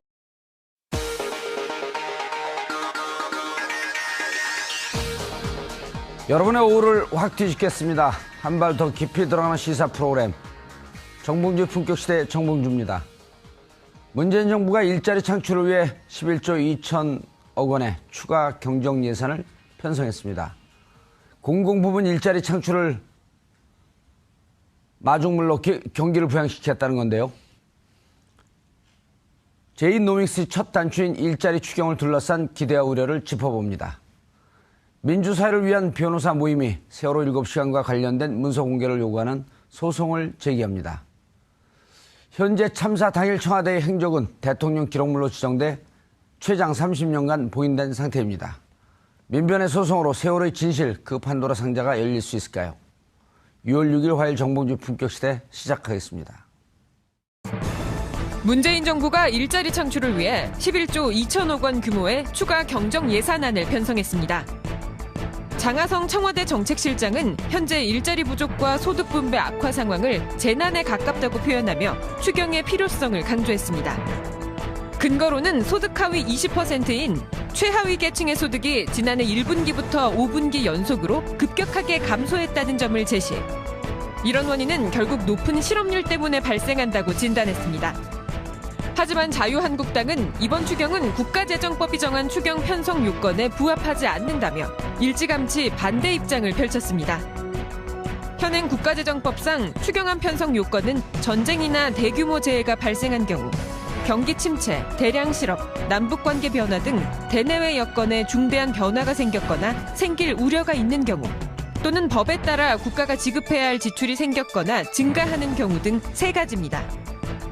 바른정당도 증가된 세수에 맞춰 공무원을 추가로 뽑는 주먹구구식 일자리 정책으로는 청년 실업이나 저소득층 지원 어느 것도 성과를 거둘 수 없다고 비판했습니다. 추경안 국회 통과에 캐스팅보트 역할을 진 국민의당은 유보적인 입장이라 추경 편성이 순탄치 않을 것이라는 전망이 나오고 있습니다.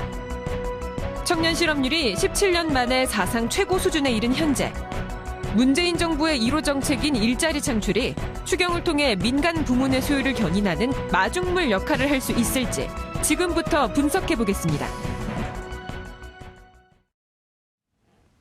6월 6일 월요일 정봉주 품격시대 첫 번째 이슈 들어갑니다. 문재인 정부의 첫 추가 경정 예산 추경이 11조 2천억 원으로 확정됐습니다. 이번 추경의 핵심은 문재인 대통령이 최우선 국정과제로 꼽은 일자리 창출에 올인한다는 건데요. 자세한 내용을 전문가 3분 모시고 말씀 나눠보도록 하겠습니다. 고재열 시사인 기자 자리하셨습니다. 네, 안녕하십니까. 오늘 6월 6일 무슨 요일이죠? 현충일입니다. 월요일에 화요일에? 화요일입니다. 근데 아까 왜 월요일이라 그랬지? 왜 그러셨습니까? 처음부터. 아니 오늘 그 공휴일인데 네. 작가들 나오라 그러니까 은근히 태업을 하는 겁니다. 저는. 그럴 확인도 안 리가요. 하고 제가 읽어버렸어요. 그냥. 예. 교수님 오랜만에 나오셨어요. 네, 반갑습니다. 예, 신세등 교수님 자리하셨습니다. 반갑습니다. 예.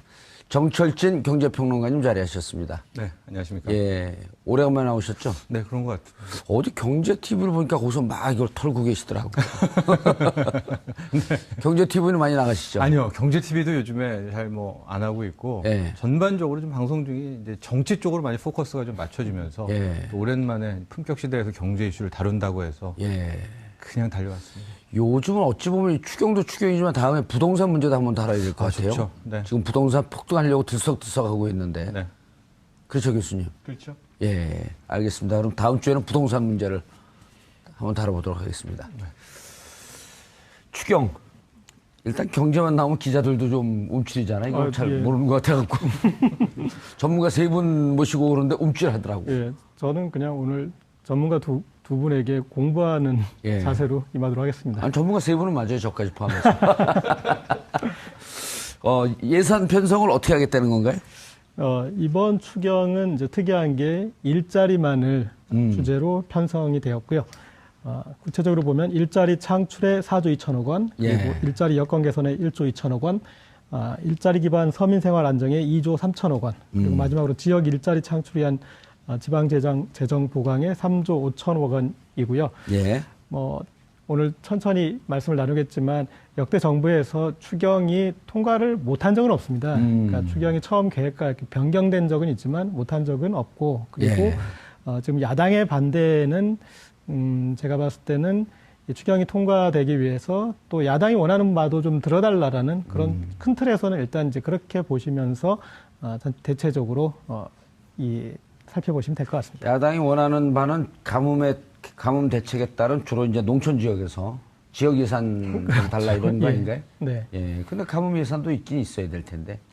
지금 가뭄이 예. 지금 갑자기 추경으로 반영할 만큼 국가 재난 상태냐? 그렇죠. 이제 거기에서 약간 좀 이견이 있을 수 있어서 만약에 이제 가뭄이 이거보다 더 심해진다. 근데 오늘 좀 비가 오고 있긴 합니다만 예. 더 심해진다면 또 가뭄을 자체로 이렇게 극복할 수 있는 이제 그 긴급 예산이나 그런 것도 편성할 수 있을 것 같습니다. 예. 교수님이 경제 이슈를 갖고 국회에서 토론할 때 보면요. 주장하는 사람과 반대하는 사람 양쪽 주장이 다 맞는 것 같아요. 그죠. 예. 이게 세상 만사가 다 그렇죠. 세상 만사가 다 옳고 그런 부분이 섞여 있는 거죠. 예. 그래서 어느 부분을 더 중요하게 보느냐에 따라서 관점이 뭐냐에 따라서 예. 철학이 바뀌는 거죠. 예. 그래서 이번 추경도 보면 이제 관건은 국회에서 이게 통과될 것인가 하는 문제인데 아까 우리 고 기자님 말씀대로 사실 역대 정부가 추경을 한 번도 국회에서 반대해서 저지된 적은 없어요. 예. 꼭 있어 왔고요. 또 하나 재밌는 거는 매 정부가 출범하는 해에는 꼭 추경이 있어 왔습니다. 그 일종의 선물 같은 건가요? 어떻게 되는 건가요? 일종의 뭐 선물이라고 하기보단 이런 거죠. 우리가 이번에 임기를 시작하는데 올해 예산은 과거 정부가 한 거 아니냐. 그래서 세수는 새 포대에 담아야 된다. 아하. 그러니까 뭔가 새로운 돈이 필요한데 예. 이 부분은 추경으로 편성하겠다. 이게 98년, 2003년, 2008년, 2013년 지금 계속해서 뭐 어떤 정부는 뭐 두 번, 세 번 한 적도 있는데요. 예. 그래서 매년 있어 왔기 때문에 결국은 지금 뭐 야당이 반대를 한다고 하지만 결국은 반대하는 논리대로 과거 정부에서 자기네들이 추경을 해온 그런 그 경력을 갖고 있기 때문에 예. 저는 그런 부분에서는